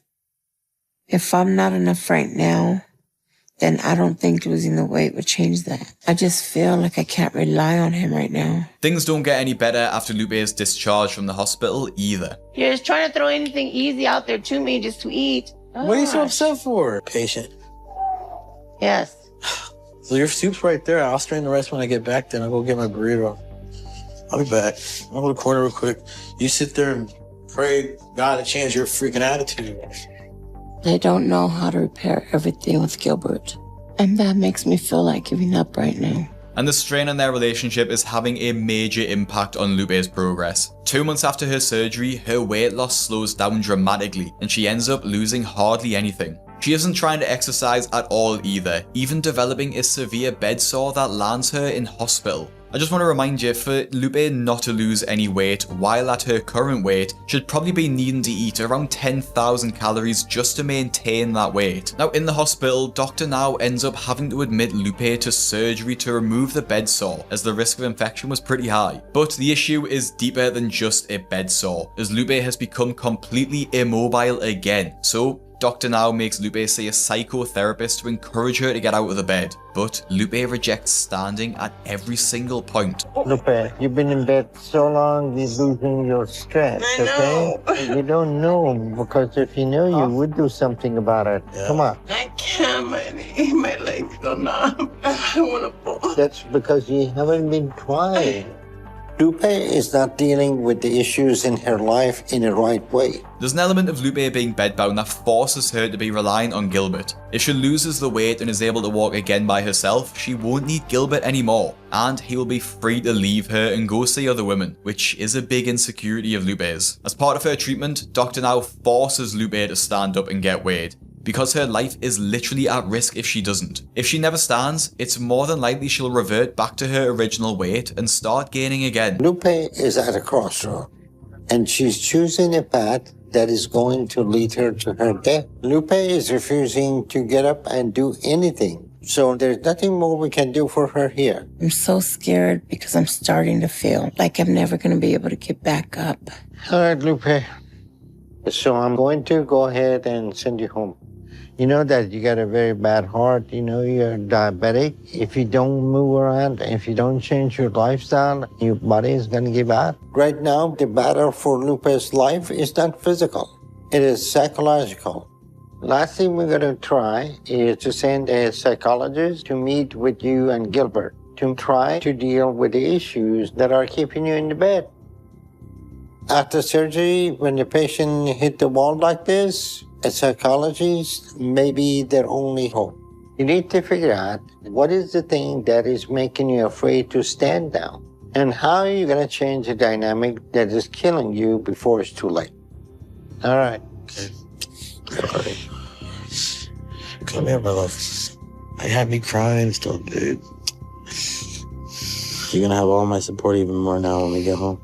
With Lupe outright refusing and Dr. Now storming out, it's not a good look for Lupe, and you wonder how she's ever going to make any progress if she won't even stand for a few seconds. Because of her refusal to do absolutely anything, Dr. Now discharges her from the hospital because there's just nothing more he can do for her. He thinks the issue Lupe has with standing is psychological, so in a last attempt to save her life, he has Lupe see a psychologist to help her work through the mental issues that are preventing her from standing. When the psychologist asks Lupe directly about their relationship, Gilbert's cheating is put under the spotlight. I think you both are well-intentioned. I mean, you obviously love one another, but trust has to be backed up with behavior.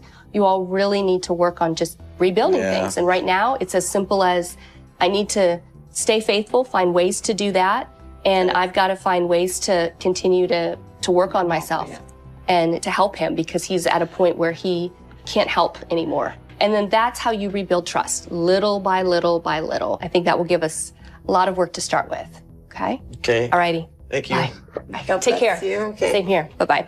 Gilbert's been my rock for so many years. If I don't have a future with him, then I don't have the motivation I had when I started this journey. While the cheating can never be excused, you can see and understand Gilbert's frustration with Lupe, as she seems to be making no effort to improve her physical situation. How can they picture a future for themselves when Lupe doesn't even want to take a step towards it? Literally. The session seems to have helped Lupe, as she continues to lose very small amounts of weight, but at least she hasn't gained anything. And while Lupe still isn't standing, she seems more positive about the idea. But because it's been so long that Lupe has been stuck in her bed, the muscles in her legs are actually deteriorating, making walking a serious challenge. In her final appointment with Dr. Now in the show, Lupe has lost over 300 pounds, which is just an outstanding feat. But it's really difficult to see the difference in weight because she's only ever lying down or in her wheelchair. It will take walking and doing more physical exercise for Lupe to really see the benefit of her weight loss. She still has a long way to go in her recovery. After managing to lose her diet plan, not once, not twice, but 4 different times, Shauna's episode from My 600 Pound Life is not only one of the most infuriating ever aired, but honestly, one of the most hopeless. And with Shauna being just 22 years old, her immaturity is on show for the entire episode, alongside her massive food addiction. I don't want to live this way because I hate this body. It's just too big to be normal. And it keeps me from being able to do a lot. So I feel like I'm trapped most of the time because of how hard it is to move and get around. It's hard to walk. It's hard to be able to stand for more than like 2 minutes at a time. And that time gets less as I get bigger and it hurts quicker. So I'm losing my ability to move and do things. At her young age, her weight is already 4 times heavier than it should be at a healthy weight, and that is having a huge impact on her mobility. For now, Shauna can still go to the bathroom by herself and shower, but that's pretty much the extent of it. But it's already almost too hard for me to do all the time. So sometimes I think about just not doing it. But then when you're big like me and have all these folds, you chafe a lot. And then you get blisters and sores and that can get infected easily. So I push myself to just do it and get it over with. But I still can't really do it well and get to all the areas where I had to be careful about with all the sores and stuff. As Shauna still lives with her mother, who isn't home most of the time, she has to have a caretaker to do the chores around the house for her. Shauna's weight also affects her confidence a great deal, as she struggles to find anything positive about her life due to how difficult it is just to exist at her weight. I hate how my life is, but I mostly just hate my body. I hate my body more than anything in the whole world. I feel like a monster just walking around. My legs and my feet disgust me the most about my body. They don't even seem human anymore. None of me does. So I don't even want to look at myself at all anymore. Because I'm embarrassed at what I've done to myself in my life. I'm 22 years old. I should be like in college, partying, having fun, living my life. But I can't. Her food addiction has totally robbed her of her youth. She's so young, which makes her story more difficult to hear. To put it into perspective, it's been less than 5 years since she finished school, and she's only been allowed to drink for less than a year. But while she's young, it also brings attention to the sheer volume of food she's been eating during this time. For many other stars of the show, they didn't reach 600 pounds until they were in their 30s or 40s. But for Shauna to be in this situation at just 22 years old, it really demonstrates just how deep her addiction goes and how much food she's been eating. With reduced mobility, Shauna relies heavily on family friend Derekus to bring her all the meals, although he is less than pleased at the portion sizes he has to make for her. Usually I start eating when Derekus comes over to check on me. He brings me something to eat or he'll make it for me. How are you feeling today? My back hurts. Same old, same old. Did you eat? No. Can you give me some burritos? Okay. And hash browns? Okay. How many do you want? 4. Okay. 4 burritos and 4 burritos and what? 6 hash browns. But despite Derekus's reservations about feeding Shauna, it's the same excuse we see time and time again. Because she eats when the sun come up and eats when it goes down. She don't know when to stop. Sometimes I feel helpless, but I don't want to see her hurt, so I give her what she wants. But for Shauna, food is the only thing she has to look forward to every day. Derekus is more than aware of this too, and feels incredibly guilty for feeding Shauna, knowing what it's doing to her body. Once I'm eating, everything becomes okay. And it's hard to even describe what it really does for me. Because it's like it takes me to this whole other place. Eating to me is my safe haven. It just makes me happy. No matter how sad I am, it makes me happy. And I don't have anything else in my life that makes it feel that way. I always do that when I have food. Like I'm in a trance sometimes. And I don't snap out of it until the food is gone. But then I just want more. so I can go back to that. Because it just makes it all better. I feel like no matter what I go through, food will always make me feel better. So how do you stop something that does that for you? You can't really. So after Derrickis feeds me, I find ways to keep eating. And it's not even 10 a.m. when Derrickis leaves after making Shauna breakfast, and she's already on the phone ordering a pizza. Her addiction runs so deep that every second of her day is spent eating, or planning her next meal. But where did all this come from? Why is Shauna so deeply obsessed with food to the point that she's letting it destroy her life and kill her? Now, Shauna had a rough childhood to say the least, which is like a lot of other My 600 Pound Life stars. Her dad was emotionally and physically abusive to her, to the point where she can't remember a time he wasn't screaming or hitting her. Relationship with Shauna's father was very traumatic for her as a child. Hi. He wasn't easy to get along with. And I should have walked away years before, but we stayed together for a while. My mom never really knew how bad things were between me and my dad. She knew some of it, but most of what he did when we were alone. So I just kept it to myself, because I didn't want to make my dad angry. Instead, when my father did things that hurt me, I would turn to food. It was all I could really do and all I had power over. Eating made me feel like I was going to be okay, and that nothing was wrong. To mask the pain, Shauna began eating whenever she was upset, which turned out to be most of the time. By the time she turned 8 years old, Shauna was 150 pounds. The last straw was Shauna fell asleep in the backseat of the car, and he decided he was going to put a cigarette out in the gas tank. So we got into a fist fight out in the yard, and that was when I decided it was time to go. I mean, I could put up with all the junk he wanted me to put up with myself, but when it comes to Shauna, I wasn't going to let him try to kill her. Now, when her parents separated, Shauna thought she would finally have a normal life without her father around. But, surprisingly to her, her dad got custody of her over the summer breaks, so she ended up having to stay with him. The abuse would continue there, as Shauna would return to her mother covered in bruises, saying that she got them from just playing around because she didn't want her mother to worry. The only thing that helped Shauna was eating, so she continued her habit until she was well over 200 pounds by the time she was 10. As she gained and gained, Shauna started to get bullied by her classmates. This just made everything worse, as it gave Shauna another excuse to continue eating, until she was over 400 pounds when she started high school. But it was getting too hard for me to get around. And the kids making fun of me got so bad, I just couldn't take it anymore. I dropped out of high school when I was 16. But being out of school, I just got worse and so depressed that I had a mental breakdown. My mom had to take me to a mental hospital. When I was in the hospital, I had to tell the doctors why I was depressed. And I told my mom that about my dad and his abuse, and she kind of almost lost it. I had thought that once we left that he wasn't going to do it again because he would see that this is his only opportunity to visit with his daughter during the summers, so he wouldn't act that way. And apparently he continued, and she finally broke down and told me about it when she was 16. Leaving the mental hospital, Shauna started seeing a counsellor who tried to help her food addiction. But as she had nothing else to help her and was too depressed to find something else to cope with, she continued eating until she was over 500 pounds. The combination of being a high school dropout and morbidly obese meant that Shauna's job opportunities weren't exactly great, so she spent all of her time at home, just eating. As Shauna's mother was constantly on her back about seeing a counsellor and starting to lose some weight, she decided to move out so she could do what she wanted when she wanted, which I'm sure you can guess was just eating. Shauna qualified for disability because of her weight and used that money to pay for rent and a car, but moving away from her mother was one of the worst decisions Shauna could ever have made. When I was 20, I met someone online and told him he could move in with me. And that didn't go well. It was okay at first, and then I found out he was a dopehead. He was addicted to meth, and that led to me getting addicted to meth too.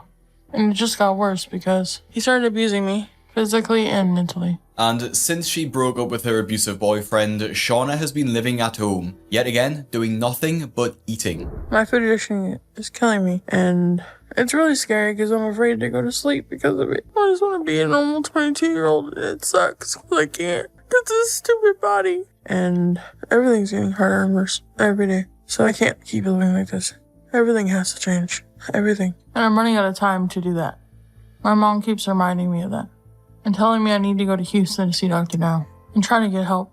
And I know she's right because I feel like it took me time off. And if I think about it too much, and what could happen soon, it terrifies me. Now, determined to help her in any way she can, Shauna's mother encouraged her to go to Houston to see Dr. Now, even offering to drive her the long 12-hour journey. As Shauna can't find a normal car, her mother has to rent a van that's big enough for her, and luckily, she just about fits. Now, they've not even been in the car for 5 minutes, and Shauna is already breaking open her road trip snacks. And her attitude about how the next 12 hours are going to go aren't exactly positive.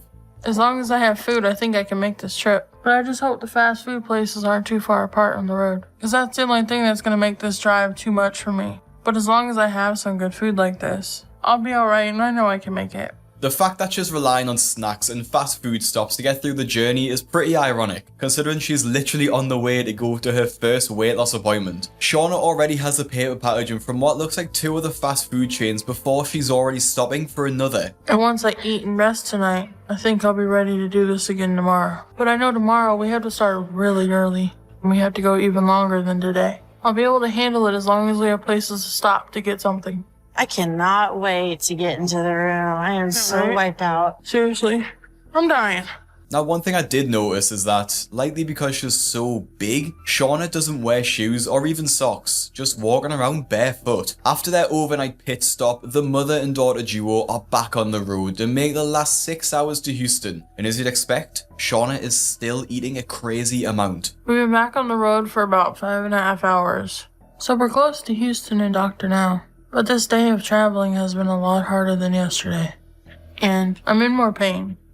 But my mom's been helping me stay distracted by getting me some good stuff to eat most of the day. The fact that Shauna's mother has been encouraging her to eat like this is insane, considering she is the one who is so concerned with her weight and is literally driving her to see Dr. Now. Now, her mother is clearly worried for her daughter's health, wanting to change her life before it's too late. But that makes you think, why is she enabling this behaviour? Now, finally arriving at her appointment with Dr. Now, Shauna steps on the scales for the first time in years to see how much she actually weighs after ignoring it for so long. And the scale reads a shocking figure at 659 pounds. And as you'd expect, Shauna is embarrassed and upset at the figure. For years, she's indulged in whatever she wanted, not caring about her own health. Seeing that number is definitely a reality check for both Shauna and her mother, and hopefully her appointment with Dr. Now will put her on the right path towards losing weight. But as we'll come to see, that won't be the case. During her appointment, we learn a little bit more about Shauna's eating habits once Dr. Now starts investigating the issues behind them. All right, Shauna, looks like you're at 6:59 today, huh?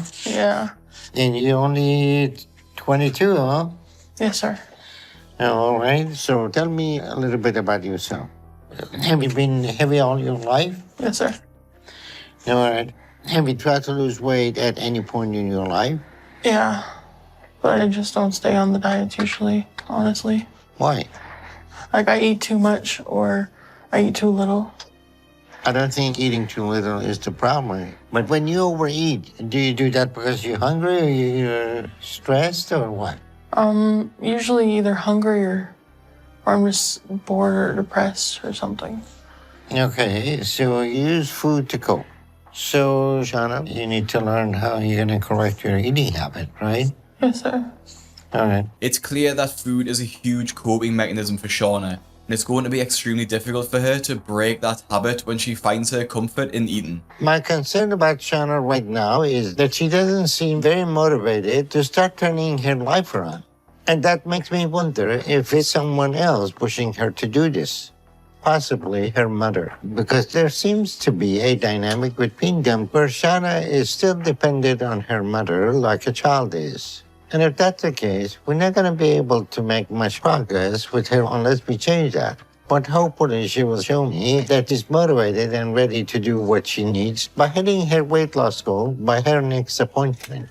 Now, back in Kansas City, Shauna's weight loss journey has already gone downhill, and that's if he even thought it started in the first place. Almost a month since I went to see Dr. Now. I've asked Ericus to try and get me healthier meals and help me figure out a better diet. There's a lot of papers Dr. Now gave me with his diet and exercise on them. I'm not sure how, but I think they left them in a hotel on the way back home. And I've been scared to tell my mom or call Dr. Now and ask him for another one. But I'm hoping with how Ericus is helping me, that I'm losing as much as Dr. Now told me. And I'm also trying to do walking for exercises to build up my stamina. And I feel like that's all helping me a lot. because it's been hard. The fact that she's lost the paperwork and is too scared to ask her mother or Dr. Now for another copy is just ridiculous. If she was really serious about losing weight, she wouldn't have lost them in the first place for one, and she definitely would call and ask them to send her another copy. Honestly, I think the issue here is that she's just too scared to read the diet plan in the first place because she doesn't want to start. Reading it would mean that she has to admit what she's been doing to her body all of these years and finally start to change. One Reddit commenter summed up this ridiculous excuse perfectly. Even the diet food that Derekus is making her doesn't really look healthy. It's literally just sweet corn and potatoes. And it's crazy to think that Shauna thinks she will lose any weight without following the diet plan Dr. Now gave her. Now if Derekus had made meals from the Fat Loss Kitchen cookbook, which you can get below from fatlosskitchen.com, he would have a much easier time knowing what to eat without Dr. Now's diet plan, because our meals are nutritious, delicious, and actually fill you up.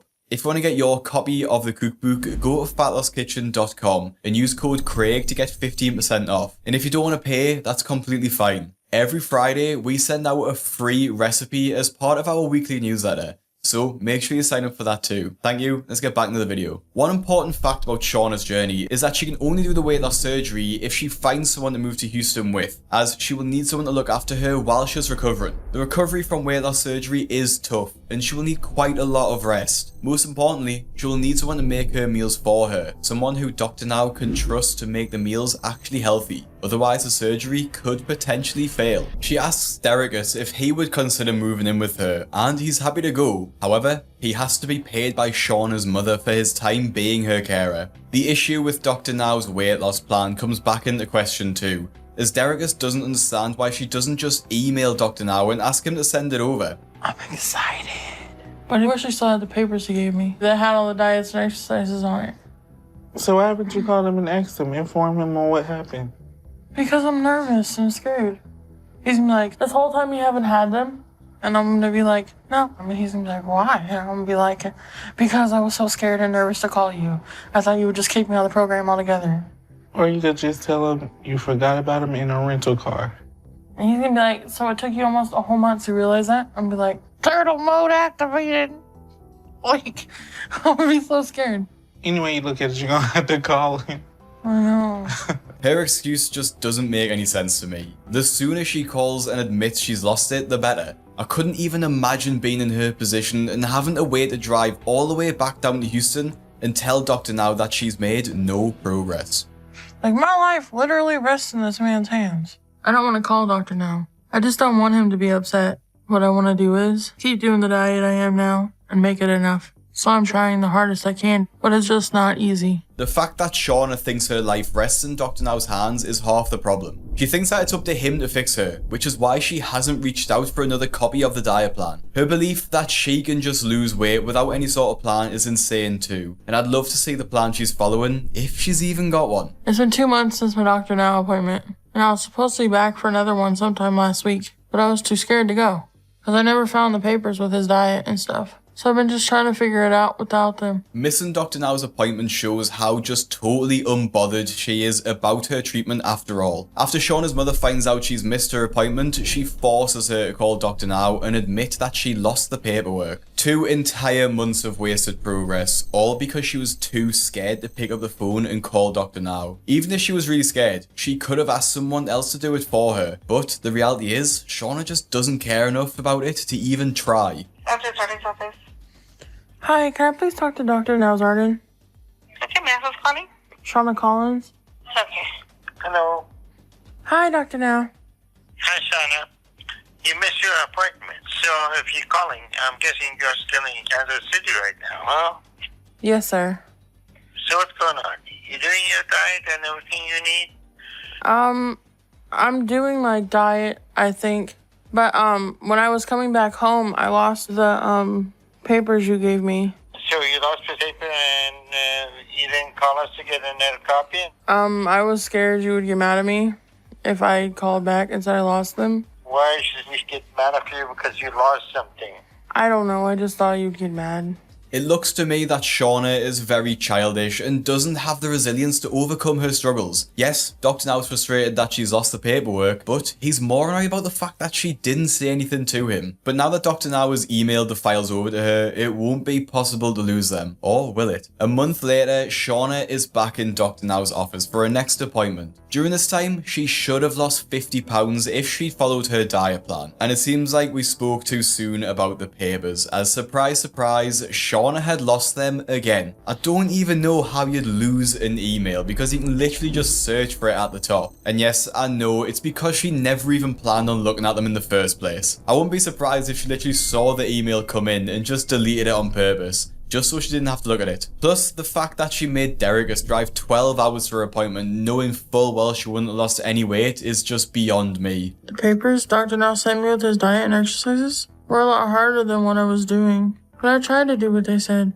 But after a few days, I lost them again. I tried to reprint them, but I couldn't find the email, and I don't know what happened. A quick side note though, it's good to see that Shauna has finally found some shoes to wear. Now, ideally at this next appointment, Shauna should be below 600 pounds, but when the scales read 658 pounds, which is literally a £1 loss, it's clear that Shauna hasn't even tried to lose weight. I suppose it's a plus that she hasn't gained anything, but that shouldn't really be something to be proud of at this stage. The fact that Shauna doesn't understand why she hasn't lost any weight is also a joke. I can't believe she's being serious here. And when Dr. Now asks the same question as us, Shauna's response is actually infuriating. I didn't read the booklet because I lost it again. You telling me you lost it again? Yes, yeah. The second time? Yeah. You lost the email too? Yeah. So why didn't you call me again and ask for it? I was afraid you'd be mad at me. No, I wouldn't get mad at you then, but I get mad at you now for doing nothing and wasting all that time. Yeah. And you haven't lost any weight. So what's the point of coming here and going back and coming back and not losing weight in all that time? So what is with that? I don't know. What do you mean you don't know? I guess it was just lazy on my part. You want to kid yourself with the food? Be my guest. So why eat and lose weight? I didn't put any effort in, I guess. What do you mean? I didn't do my part like I should have by calling you and telling you that I lost it. You didn't do that, but couldn't you eat more appropriately? For you to be 650 pounds, you have to eat 7,000 to 8,000 calories a day to keep that weight on.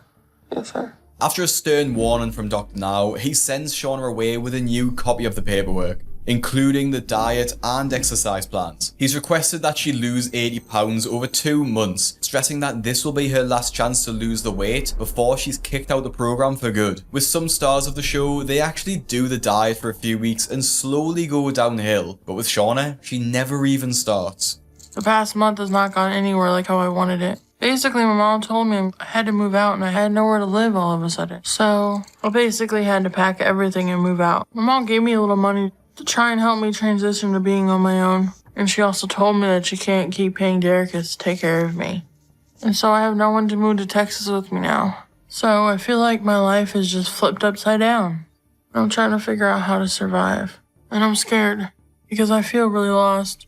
I just feel bad and it's all my fault and I don't know what to do and I just feel like it's gonna all crumble down around me and I hate being by myself because I know whenever I'm alone I just feel like everything just goes spiraling out of control and I just don't know what to do anymore. Struggling with her new living position and no longer having Derekus to take care of her, Shauna misses her appointment with Dr. Now. She's living in squalor pretty much. Her house is filthy and she's making absolutely no effort to do anything to fix her life. Shauna has just accepted her situation and doesn't feel like making any progress. Concerned over her well-being from not hearing from her, Dr. Now arranges a video call appointment to check in on her. Missed another appointment, so what's going on with you? I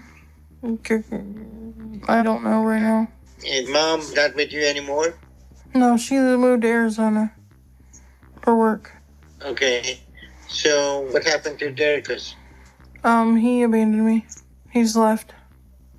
It was just one thing after another.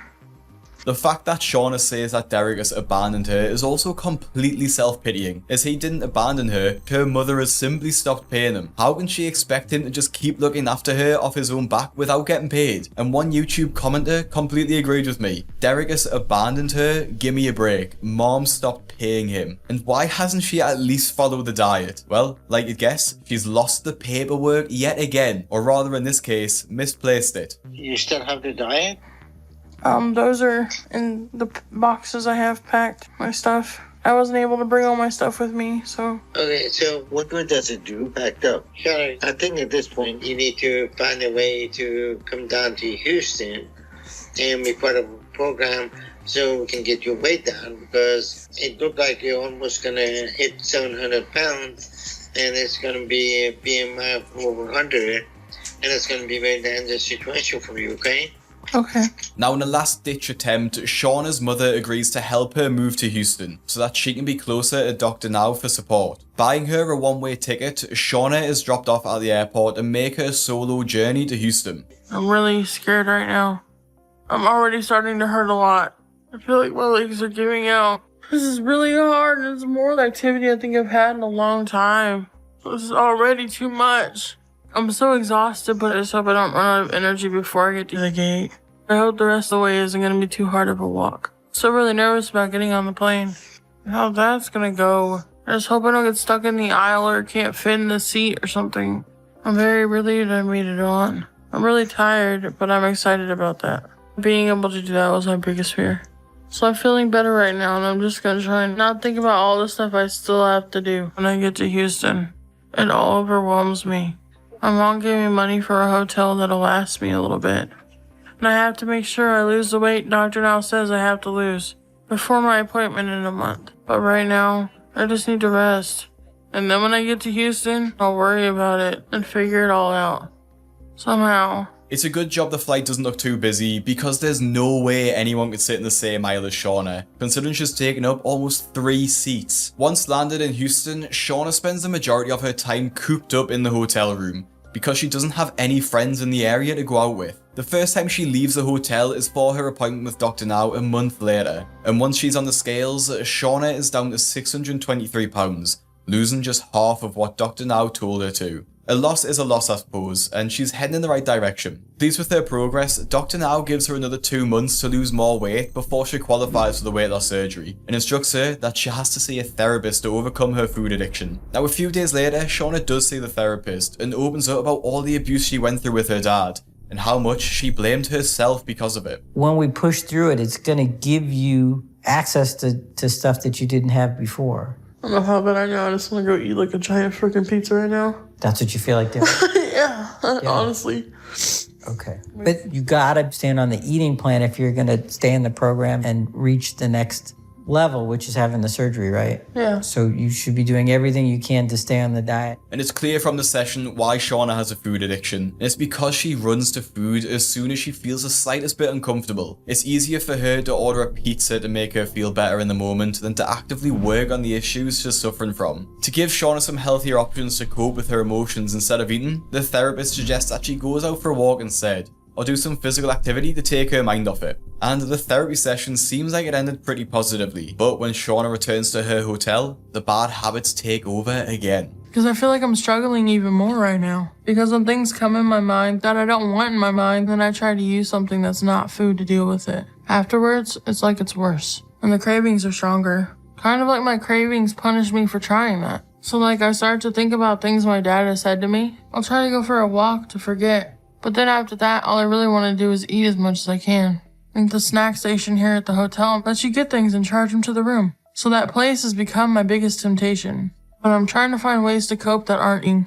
But this is just hard.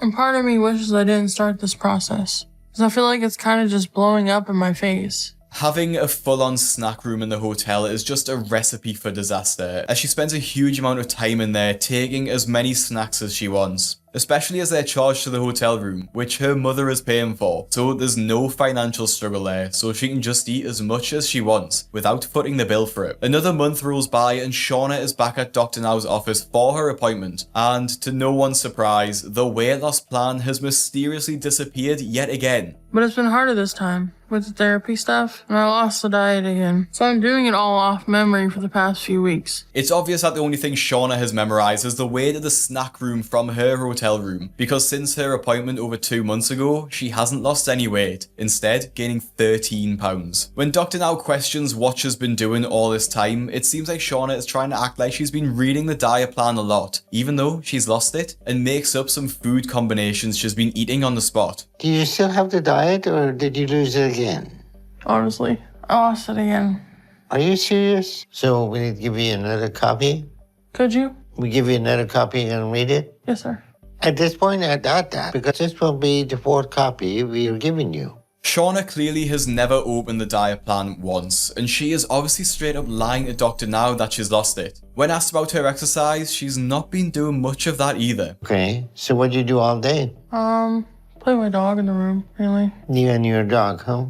Yeah. So, no exercise? Took her out sometimes, and I walk her out, and then I walk her back in. It's really sad that Shauna isn't taking care of her dog properly. Dogs need to be walked at least daily, and even when we got a look at her hotel room before, I noticed that there was a puppy pad in the room. I think that Shauna isn't even letting her dog out of the room to go to the toilet outside, and is just making them go to the toilet in the bedroom. I can't imagine not taking Bruno out for a daily walk, not to even mention keeping him locked up in a hotel room all day. That's just cruel, to be honest, and clearly she's not in a good place to be looking after an animal. Disappointed in the fact she's not qualified for weight loss surgery, Shauna tries to pass the blame onto everyone but herself. I'll try harder, but I'm frustrated because I don't feel like this is my fault. I think the therapy messed me up some. I'm so scared I'm gonna fail and mess this up. And it's terrifying to hear Dr. Now say I only have 1 chance left. Because without this, I'm doomed. I'm gonna die soon. An entire year into the program, Shauna is back at Dr. Now's office a month after her last appointment. And despite not losing the plan this time, her weight has increased dramatically. Now, Shauna weighs more than when she started the show, gaining another 25 pounds,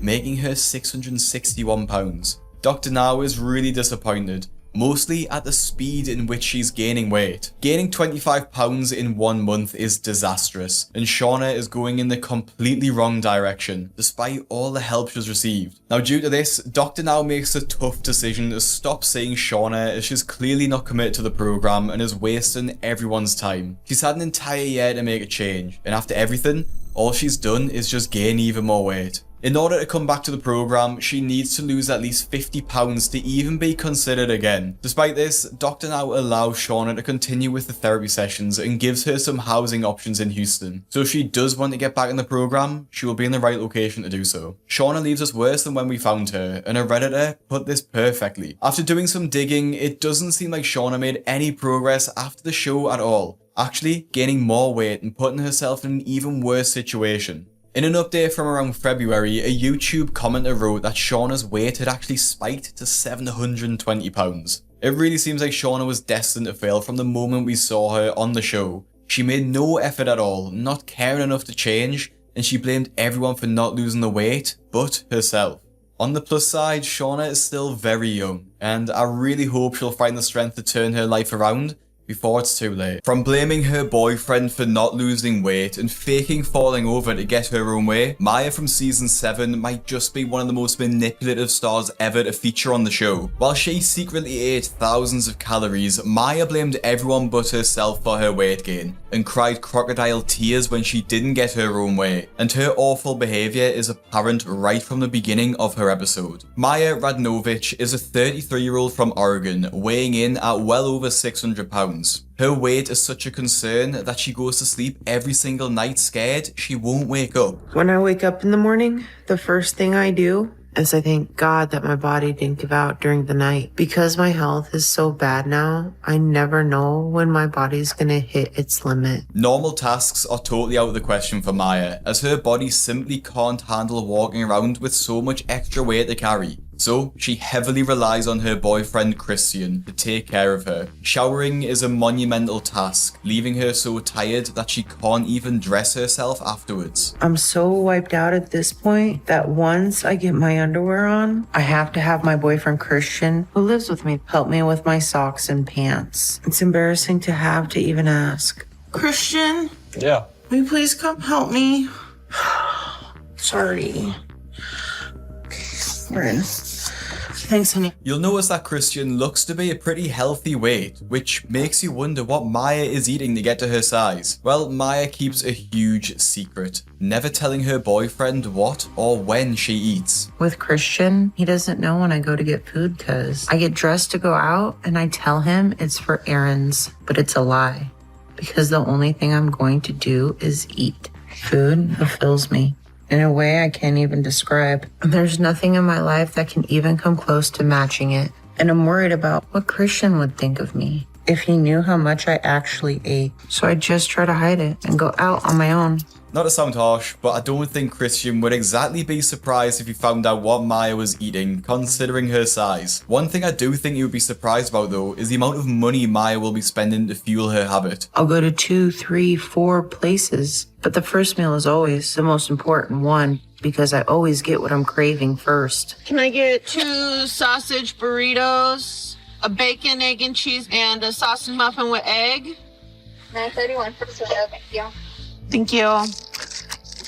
There's no words for that feeling when you taste something you love. Going to 4 to 5 fast food drive-thrus must cost at least $100, maybe even more, and Maya is doing this every single day. To make matters worse, it's not like she's going and getting one meal from each place, she's getting several. So she's getting over an entire week's worth of food in a single day, all while Christian is none the wiser. As soon as the first meal is consumed, Maya is immediately on the hunt for the next one. Food addiction works the same way as drugs or alcohol. You're just constantly chasing that next high, searching for the next hit, hoping that it's better than the last. While drugs are illegal, food is cheap in comparison and easily accessible. But food is so much more difficult to quit than drugs, because you can't just stop eating food cold turkey. You have to change your entire mindset and lifestyle and realize that if you want to make a change for good, you will never be able to eat that way again. That's why most people on the show don't end up losing any weight, because they just can't accept that they have to give it up and they won't be able to eat what they want anymore. And food has always been a central focus of Maya's life, as her Serbian heritage places such a high value on food, as her mother Anna explains. In our culture, basically, to show love is to have a lot of food on hand.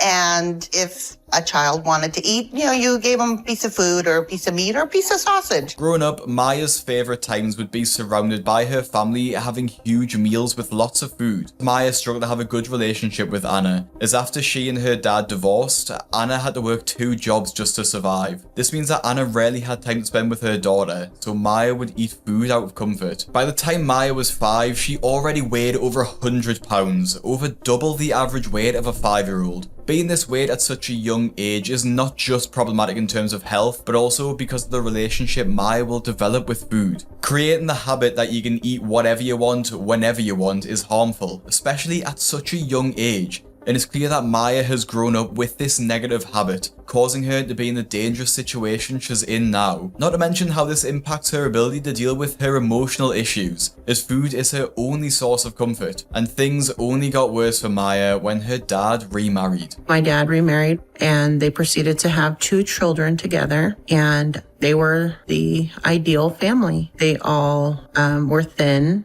and beautiful and perfect, but they never included me in a single family photo. So I knew what that meant. My father was embarrassed by me, but I didn't have to deal with that for too long because he got sick of having to drive 3 hours to pick me up for my weekends with him. So he decided he wasn't doing it anymore. So my father stopped being a big part of my life then. Maya's parents' attitude towards her caused her to develop a deep sense of shame, as she felt completely different to them and the rest of the family because of her size. This self-destructive cycle of eating causes Maya to put on over 75 pounds within just 3 years. When Maya's mother remarried, her stepdad was pretty nice to her, but tried to make her feel better through food, which of course only fueled her weight gain. This went on until Maya was 14, where she weighed nearly 300 pounds. After leaving high school and working at several different fast food restaurants, Maya was free to indulge in unhealthy food, hitting 500 pounds by the time she was just 24 years old. Despite her weight when she was in her mid-20s, Maya could still partake in regular activities, and even dated people. After meeting her boyfriend and falling in love, the couple planned to get married, but what should have been a happy life event became an upsetting ordeal. Maya couldn't fit into any wedding dress and realized because of her weight, it was unlikely she could have kids. After being engaged for over 4 years, Maya's fiance realized that he didn't want to be with someone that couldn't have children. So he decided to end the relationship, leaving Maya devastated. This breakup fueled her eating habits even more, as she was depressed and felt incredibly lonely. During this time, Maya rekindled her relationship with her mother and decided to get back out into the dating scene, eventually meeting her now boyfriend Christian. Shortly after we started dating, he offered for me to move in with him. So I did, and my relationship with him has been great. My weight never bothered him. He says it's not a big deal to him, but sometimes I feel like it is. Since I've been with him, my health has just gotten worse and worse. And I feel awful because it seems like Christian immediately had to become my caretaker in a number of ways. I just can't do a lot. It's hard. He really wants children, and I can't give him children because of my size and weight. As Maya and Christian are very serious about their relationship, they want to take things to the next step and start a family. But as Maya's weight prevents this, she's decided to see a doctor now to begin her weight loss journey. But the couple haven't even left the house yet, and tensions are already high. Christian and I are headed to Houston today, but we're both really nervous about this whole trip. So we've been fighting for most of the morning. Oh my gosh, my leg is so swollen right now, Christian. Do you think they have like urgent care and stuff down there I can go to? Maybe. I'll take a look online to see if it's a third world country. I'm getting really stressed out, Christian. Don't need your attitude. I don't give a... I don't feel like he's even trying to understand how high my anxiety is. My mind is just racing about all the things that could go wrong. Oh, you know one thing I'm worried about? Those damn bed bugs. One of my friends recently went on a trip, and when she came back, she had them. Normal people can get them. Well, if we find any, I'll call the FBI. Christian, stop. I don't feel like he's taking any of this seriously at all. I'm just trying to keep as calm as I can and work up the courage to do this. So a little help would go a long way right now. It's definitely a tense morning for the couple, especially as Maya starts to lose patience with Christian. From how he's acting, I honestly think he hates Maya, as he looks at her with just complete disgust. I need my phone, please. Where's your phone? In my purse. I need to check my flight. Where's your purse? Christian? Really? I don't know where your purse... Get off your phone. I don't know where your purse is. Be a part of this. Where the is your purse? Your it's purse right is next to you. I left it right next to you. Your purse is not right here. Here.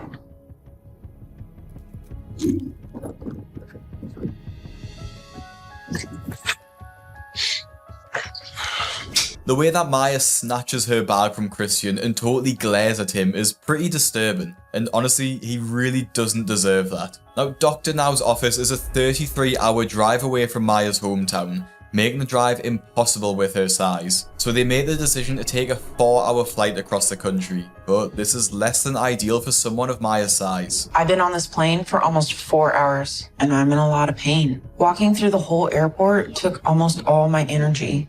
And I haven't been able to relax or get any rest on the plane because of how cramped and uncomfortable this is. I just hope we land soon and it doesn't take too long to get off. But after the flight, Maya runs into a spot of trouble when looking for a place to rest. If you need to sit down, let's sit down.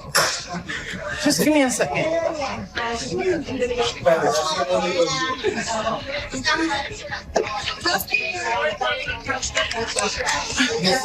Chairs don't move.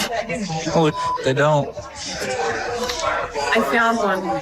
It's small, but I don't care. Oh, my hip. Oh, it hurts so bad. Let's take a break.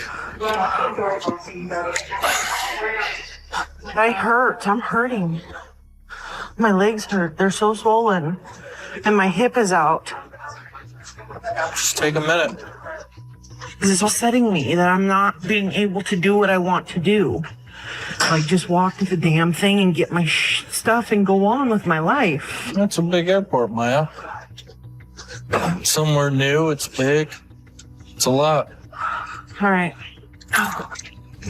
Not being able to find a seat that's big enough for Maya to fit on must be embarrassing, and there's no doubt she's uncomfortable after such a long flight. This is so much more walking than I even realized I was going to have to do.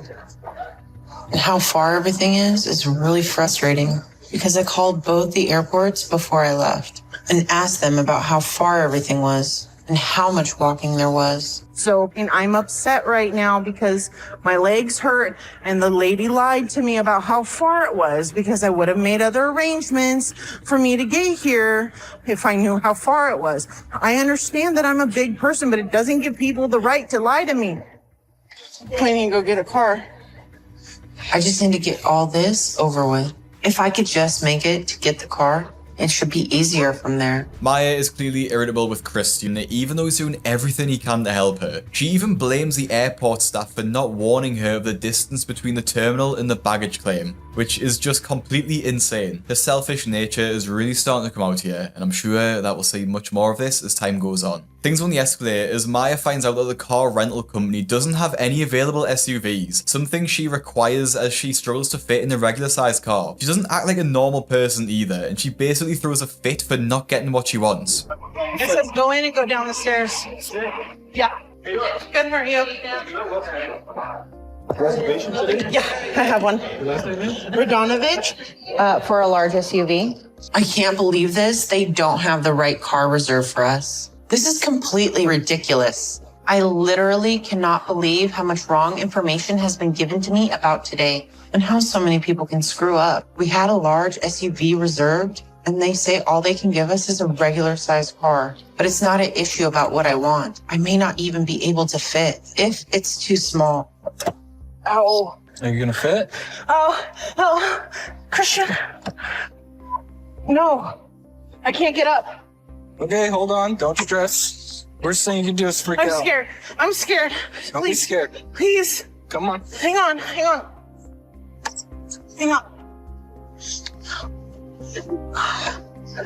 Help me. What? Just, yeah, please. Oh, I can't. Hang on. I can't. I have to go down. I can't. Let go. Okay. My leg got stuck. This is everything I feared. If I can't get up, I don't know what I'm gonna do. First of all, Maya clearly fell over on purpose to prove a point. Christian was literally standing next to her and she fell over anyway. Thus, she was being totally dramatic. She doesn't know what she will do now that she's fallen over. I know this might sound crazy, but maybe she can get a few people to help her up. How am I gonna get up? Use the car. I'm so scared right now, but I don't want to have to call for help and have to get the fire department here. So I just hope I can get up. Christian, Yeah, what do you need? please. Yes. Okay. Okay. Why are you crying? Because that feels really hard and embarrassing. You don't know how embarrassing that was. I'm sorry. I need to go in there and make a scene. Don't make a scene. The funny thing is, Maya got up from the fall really easily and barely needed any help at all. She's totally going out of her way to make this an issue. And while I understand she booked an SUV because she can't fit in a normal car, there's a way to go about things and treat people with respect, which Maya clearly isn't doing, especially as she's about to make a scene on purpose. I'm not the only one who sees it this way either, as there's an entire post on Reddit dedicated to how fake the fall was with the rental car. This isn't acceptable at all for them to do this to me. I have to have something I can fit in or we're gonna have a big problem. I'm already completely worn out. And if I have to do this much longer, I'm gonna pass out. This has turned out to be the worst day ever. And I just want it to be over with now. That is the wrong kind of car. I rented a large SUV because I need something large. We need something bigger. Bigger? Seat-wise. Like a Jeep? You guys need to get us something else. When Maya goes back in to complain about the car she was given, the staff are very sympathetic and offer her what looks like a Jeep SUV. All while Maya is crying without shedding a real tear and being rude to the staff. She's clearly so entitled that nothing is her fault and thinks that she doesn't have to treat people with respect. The entire time that Maya is kicking off, Christian keeps to himself and doesn't really get involved. He's clearly embarrassed of her, even making the excuse of going to the toilet because he just doesn't want to be there. The next day, after some much needed rest, Maya and Christian finally get to see Dr. Now, and Maya is feeling really nervous for her first first weigh-in, as it's been years since she's stepped foot on the scales. She guesses that she's in the 600s mark, and her estimate is pretty accurate, as she weighs in at 689 pounds, almost 700 pounds. It's really embarrassing to see a number like that and to know it's my actual weight, and to realize just how out of control I let my weight get, and how much further away I am from being where I need to be. So I feel awful right now, and like such a failure. And I know I desperately need help, because my body can't take it getting any worse. Obviously, Dr. Now's first question to Maya is, what have you been eating? And this is a really difficult question for Maya, as if you remember from earlier, she keeps her drive-through habits a secret. So what does your eating habit look like? 2 to 3 large meals a day. And any snack in between? No. What do you drink? Water, juice, coffee. So according to what you're telling me, you don't snack, you don't eat junk food, you don't really drink anything bad, you just overeat some, and somehow that got you up to being almost 700 pounds. Does that sound like it makes much sense to you? Because it's not making much sense to me. So part of the problem is that you're used to lying about your eating habits. But the scale doesn't lie, so you shouldn't either. This isn't gonna work if you're not honest with me. Got it? Okay. It's actually crazy how Dr. Now is able to see through patients' lies straight away, forcing Maya to confront and admit to her bad habits. The first step of overcoming any addiction is always the hardest, because you have to admit that you've got a problem. This is especially difficult for Maya, as she will have to own up and tell Christian about her fast food habit, something she's incredibly ashamed about. Now, Dr. Now puts Maya on a 1200 calorie a day diet, which means she should be able to lose at least 100 pounds over 2 months. Now, finding low calorie meals to fit weight loss goals is really difficult, and that's why I created the Fat Loss Kitchen cookbook, curated with meals specifically designed for weight loss and high in protein. The cookbook has been endorsed by the likes of Sean of Steel, who's lost significant amounts of weight himself. You can try the cookbook for yourself or visit the link in my bio visiting fatlosskitchen.com. Remember to sign up to our newsletter, as it's completely free and we send you healthy meals every single Friday. Use code Craig at checkout for your coupon to get 15% off. Thank you for the support, and let's get back to Maya. When asked if she thinks she can lose the weight, Maya just replies that she will try her best. This situation really is life or death for Maya, as without serious intervention, she only has a life expectancy of around 2 to 3 years because of her health conditions associated with the weight. Christian is really supportive of Maya and really interested in the weight loss program himself. What's the most weight you've seen someone lose on a 1200 calorie in 1 month? 120 pounds. Really? In 1 month? Yeah. Wow. Yeah. That's wow. No way about that. That's crazy. Yeah. So 100 pounds in 2 months should be no problem for you, Matt. You can lose that. Will there be a shock to her system? Like just immediately let's say she just immediately goes on 1200 calorie. The system is pushed to the limit and we're gonna take a load off of it. All right. Oh. Okay. I get it, yeah. It's I like understand. reversed. Yeah. So stick with this diet, Maya, and I will see you both soon. Despite his interest and support of Maya, it obviously doesn't think Maya will be able to lose the weight, probably because it's such a massive number, but also because he knows her obsession with food runs so deep. A few weeks into her weight loss program, when she's back in Oregon, Maya starts going to the gym to exercise with a group of her friends. Not just to do something active like this, but to be doing it in public. I think it just goes to show how determined I am and how far I've already come. One more, Maya. Let's do it. And 10. Good job. Good. That was great. This isn't as bad as I saw it in my head. It's encouraging to feel like I can do things like a normal person and to see my hard work paying off. But, like you'd expect, it doesn't really last very long, as after just a few minutes, Maya has a dramatic episode and needs a break. My heart's really racing. Mm-hmm. Where should I sit? Yeah, because I'm feeling not so good. Okay, let's go. I need to sit down. I feel really dizzy. I think I went too far because it feels like it was too much. I think I'm gonna pass out. This is really discouraging now. I was so optimistic, and I'm scared I did something to myself because I'm having trouble breathing and my head is killing me. I just wanted to work my hardest because I only have a month left until I see Dr. Now again. And I'm really hoping I didn't seriously hurt myself today. It's seriously crazy how dramatic Maya is. The feeling that she has right now of her heart racing is literally just because she's exercised. I think it just goes to show how little she's pushed herself all her life, likely never exercising for more than just a few minutes. The feeling is so unfamiliar to her that she feels like she's dying, when in reality, she's finally moving her body in a way she needs to actually lose some weight. After her one and only gym session, Maya is back in Houston to see Dr. Now, hoping that her hard work has paid off. And despite her lack of physical exercise, she really did stick to her diet. At my last appointment, my weight was 689. And Dr. Now told me I had to lose 100 pounds over the next 2 months. So if I did that, I'll be at least down to 589 today. But it's been a long time since I've been in the 500s.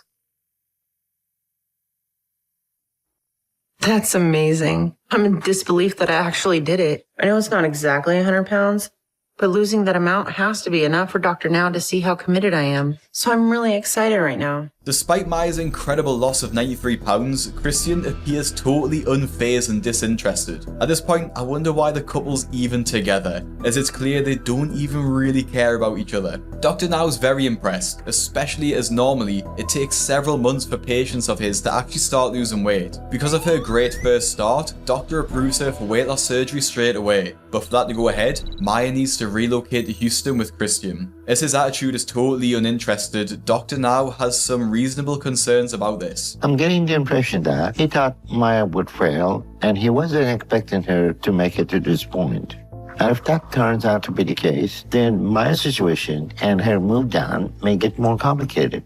But hopefully there'll be no issues, and Maya will be able to stay on track. Preparing for the move down to Houston, Anna wants to say goodbye to Maya, but yet again, Maya throws a fit when things don't go exactly the way she wants them to go. I don't think I want to stay till the end because then I'll be a blubbering fool. We're almost done. Honey, you still got stuff in the house, and that's going to take a while, so I wanted to say my goodbyes now. I cannot accept them right now. I am busy. I hate doing multiple things. I mean, I have to focus on this, and you're doing this now. Yes, I'm doing it now because that way you're not going to cry, and you're going to be okay, and you're going to get the best help, and I will see you in a few months. And you're gonna be okay. Stop. I can't do this right now, Mom. Okay, it's really all right. Can't. I'm leaving. Because Anna, I want you to, she can't leave. This is not the plan. We didn't plan this, Maya, Mom. it doesn't, not this everything is not has the time. to be planned. Life We're is not doing planned. this now. Life is not planned. Things Mom, happen. Stop You were talking. planned. Just stop talking. You know, this is why we have family fights. It's because of you. You won't change. You're the one making it tough. No, you are. You're always saying that you have to work and it's about money. Do Mom, you need can't money? just wait 5 minutes for us to get this done? Maya. No, I gotta go back to work. It's time to go to work. You'll be okay. Be a big girl. Okay. You're gonna be my big girl. Okay. Christian, it's an adventure that you're gonna be on. Yep. Thank you so much for taking care of Maya. Yep. Time to go to work. I got both jobs today. All right. So, All right, bye, Mom. bye, honey. She is so stubborn that if anyone deviates from the plan she's made in her head, she immediately gets irritable and starts lashing out on people. All Anna wanted to do was say goodbye to Maya 5 minutes earlier than planned, and this is enough for Maya to start kicking off and shouting. I mentioned earlier that driving to Houston would take 33 hours, and as Maya and Christian had to move all of their belongings with them, they had to drive the entire way. With stops to sleep and rest, the entire trip took 3 days. And without the ability to make healthy food on the road, it's obvious what Maya would have been eating. But after this trip, I'm a little concerned because it was really hard to stick to my diet while traveling. And I ate a lot of fast food I shouldn't have. It was already getting harder, but the fight with my mom right before I left was not what I needed before doing something as stressful and scary as moving to a whole other city halfway across the country. And to make it all even worse, me and Christian have been fighting a lot.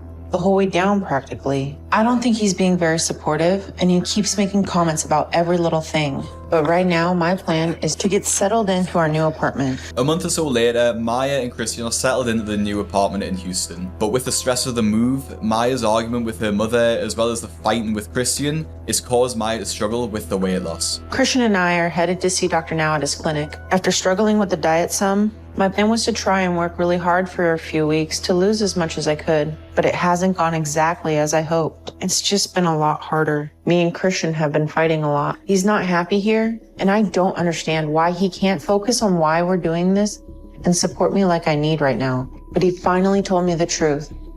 He never thought I would make it this far and we'd have to be down here for a year.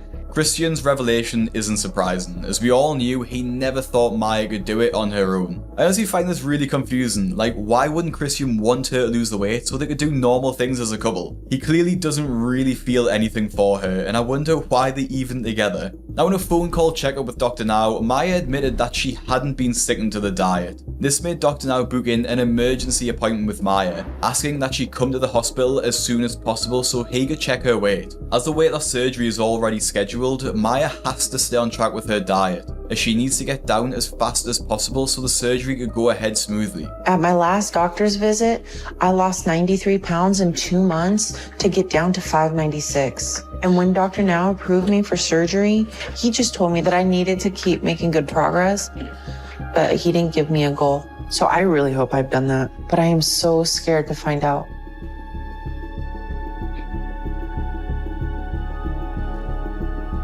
At least it's a loss, but it's not anywhere near what I was doing. So I don't know if this is going to be enough for Dr. Now or not. After only losing 9 pounds over the last month, Maya has really set herself behind, especially as she was supposed to get her weight loss surgery soon. She explains that her tiny loss is due to the stress of moving and fighting with Christian, but Dr. Now is completely unsympathetic towards this. Well, I understand things are hard, but if you use that as an excuse to overeat, then you're never gonna lose weight because life gets hard.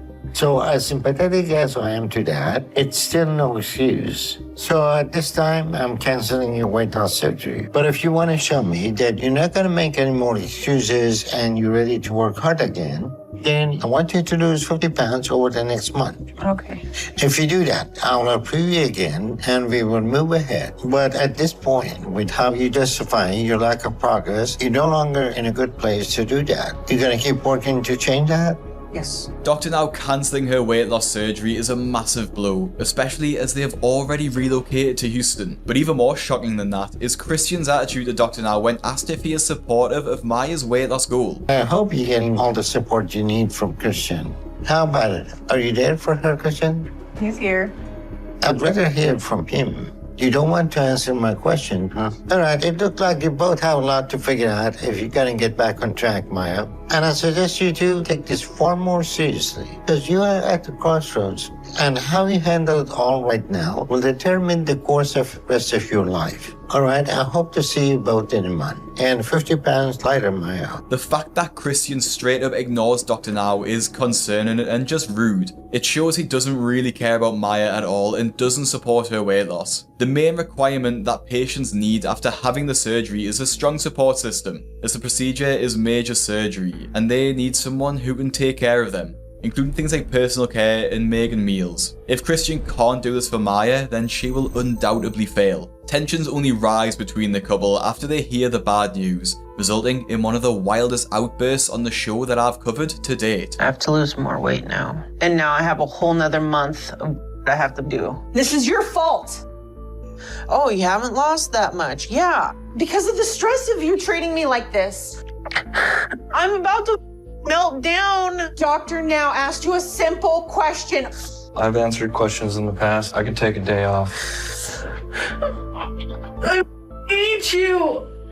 I hate you for doing this to me, Christian. Why can't you just answer the questions? Oh, you're costing me my weight loss surgery and you're ruining everything. Damn it, Christian, stop. Stop.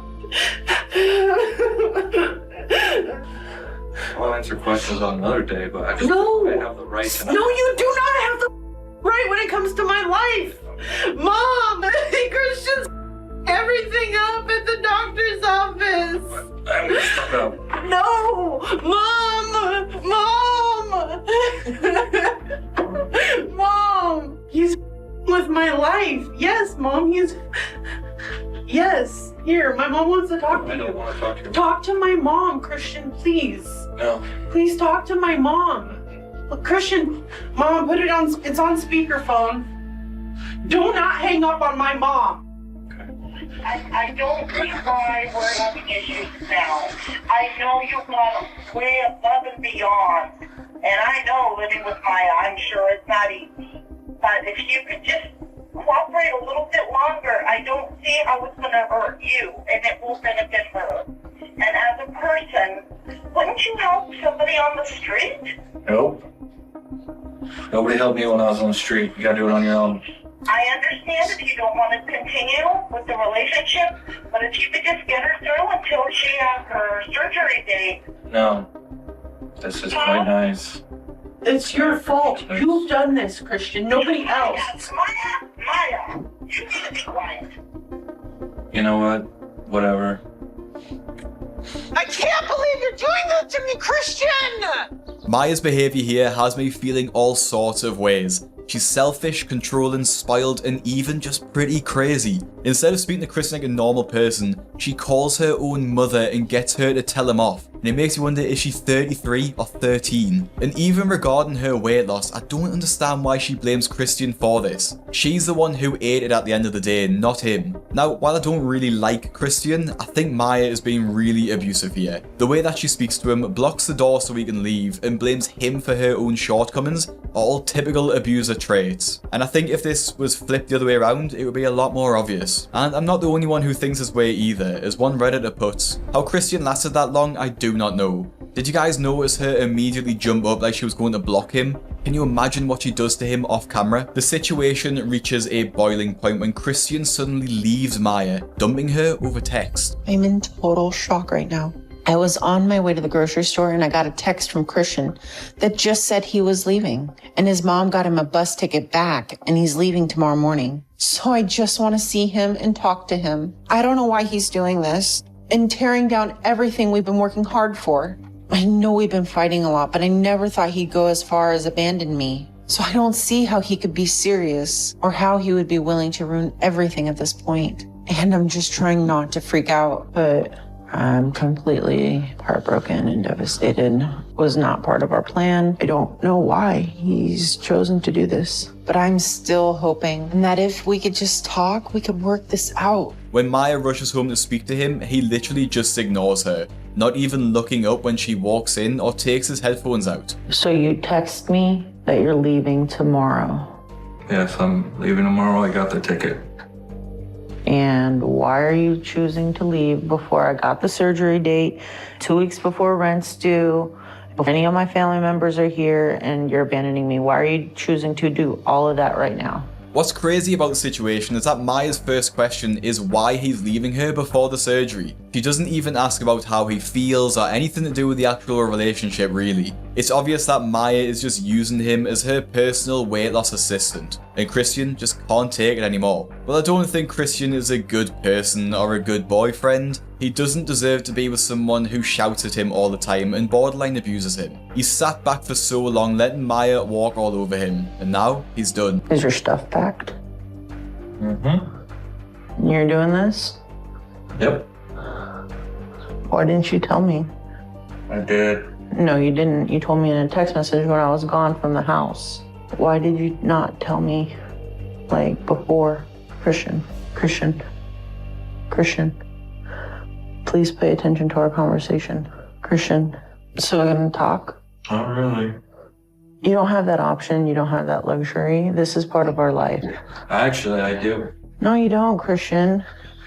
Yeah, I do. Christian, stop. Christian, please. Christian, you owe me an explanation of what's going on. Christian's lack of response shows just how done with the situation he is, sick of Maya constantly baiting him for a reaction. Since Christian has left, Maya's life has taken a turn for the worse. It's been a month since Christian left, and I've been trying to pick up the pieces of my life since then. I have not come to terms yet with the situation. It's still very fresh, and I have not been following my diet. It's just been too much for me and I haven't been able to do it. At this point, it's been 2 months since I saw Dr. Now, but I'm not looking forward to getting on the scale and hearing what Dr. Now is going to say. Maya hasn't been sticking to the diet, which means she likely won't be able to qualify for the surgery. And to make matters worse, since Christian left, she has no one to help her recover from the surgery, even if she does end up being able to get it. My aunt said she's trying to come down, but I'm worried if he finds out, he'll say I can't do the program without support. I've given up everything to do this, so I can't lose this chance. I really don't know what Maya means when she says she has given up everything to do this. Yes, she's moved down to Houston, but what else has she really given up? She hasn't even given up food. At my last appointment, I was at 587, and Dr. Now wanted me to lose 50 pounds over the next month, but it's been 2 months, so I'm not sure if that means he's expecting me to lose double that. But if it's just the 50 pounds, it would mean I would need to be at 537, but I doubt I did that. I figured I was gaining again. Gaining 5 pounds instead of losing 100 pounds is a pretty sorry effort, and it's obvious she hasn't been sticking to the diet, and Dr. Now isn't as sympathetic as she might have hoped. So how are you doing now? Not very well. Okay, so I take it you're still using food to go? Well, I wanted to feel better, so I went to sushi, and I went to pizza, and I went to pasta. So did food fix your situation? No. So what's the point going back to what you know is hurting you when you have an opportunity to turn your life around? There was none. I know it's not easy to just say no to your old habits, but you do have other options every single time to make a choice not to give in. You can call us if you need our help, and we'll give it to you. Okay. You also have an option to make a choice that doesn't damage your health. So none of this is an acceptable excuse.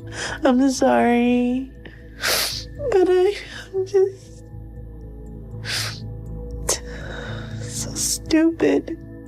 And just as you'd expect, Maya starts crying again with no actual tears. She obviously just does not care, which is just such a shame because she started out so well at the start of the episode. She lost almost 100 pounds in 2 months after her appointment, but since then, everything just went downhill. Despite her lack of effort this time around, Dr. Now offers her a last-ditch attempt to lose 50 pounds in the next month and to start therapy to work through her emotional eating habits. If she fails at either, she will be removed from the program and only be allowed to restart if she loses a large amount of weight. As Maya does still want to be in the program, she agrees to see the therapist and attends her first appointment, delving into some of the issues she was having with Christian. So Maya, what did you feel like in the instant when Christian made the decision to leave you? I felt annihilated and crushed that somebody I love would abandon me like that. And it did lead me to be depressed, and I did feed my depression with food. And then when I had a doctor's appointment, I gained weight. So Maya, it sounds like I'm hearing you say that following Christian's exit, you mindfully and willfully decided that you would engage in a binge. It's interesting how the therapist reminds Maya that she has the power over her own choices, and while she turned to food for comfort, she still does this on her own free will and needs to face the consequences of her actions. So Maya, I'm interested to know, how would you describe your behavior in adult relationships? There's a lot of moments where I'm not proud of the fact that I can be verbally abusive, and that stems, I guess, from my childhood. So Maya, when you were a child, how treated? That's a lot. Maya admitting that she can be verbally abusive plays a big role here, as when she argued with Christian over him leaving, she never once reflected on this and thought it could be the reason why he left her. She's so focused on the fact that she feels abandoned that she never gave any thought onto how Christian would be feeling, showing just how selfish she really is. After the therapy session, Maya basically gives up and says that she's not in the best place to continue with any sort of weight loss program. So instead, she tries to add meaning to her life by doing volunteering work. The first big step I'm taking is doing volunteer work. Hi. Thanks for having me. Oh, I'm thrilled to have you here. Yeah. You brought prizes. That's awesome. The kids love them. The prize basket's over here, and we can just kind of toss them in there. The biggest thing Lilith said that resonated with me is owing it to myself to listen to my heart about how I've always wanted to go do things that give back to the community I'm in. Lilith said I can find peace by looking outside myself and doing stuff for others, and I want to do that. I'd love to help blow up balloons and tie them. Go for it. Here's Miss Trish. Okay. Hi, Trish. I'm Maya. Nice to meet you. So I've been volunteering to help out at a lot of things in my area. And today I'm going to help a group that throws birthday parties for kids who are homeless. And I'm really excited about that. Because when I see other people's struggles, not only do mine feel smaller, but I also realize that I'm not as alone as I feel. It's nice to see she's doing something other than sitting at home, I guess, but going to the volunteering place and blowing up some balloons isn't exactly radical, and a Reddit user makes a great point on this. I got a very spoiled vibe off her. Everything is everyone else's fault. She liked to blame her mother for working, but in reality, someone needed to put food on the table. Plus, blowing up 15 balloons on volunteer work made me eye roll so hard. Despite not losing enough weight for surgery on the show, Maya eventually qualified for it a few years later after her episode aired. She showcased her new appearance on Instagram where she looks significantly lighter, and while she's likely still not below 200 pounds to be considered a healthy weight, she does seem to be living a nice lifestyle from what we can see on Instagram. It's not surprising that Maya didn't go very far on the show, as she was so selfish that she couldn't take responsibility for her actions and behaved awfully to everyone around her. Now, we can only hope that after the show aired, Maya changed her ways and will continue to lose more weight to limit its impact on her health. If you want to see some people who did make a change and made some completely unrecognizable transformations after the show aired, click the video that's on your screen now. Make sure you visit fatlostkitchen.com to get your copy of my cookbook, subscribe to the channel so you don't miss a video, and I'll see you in the next one.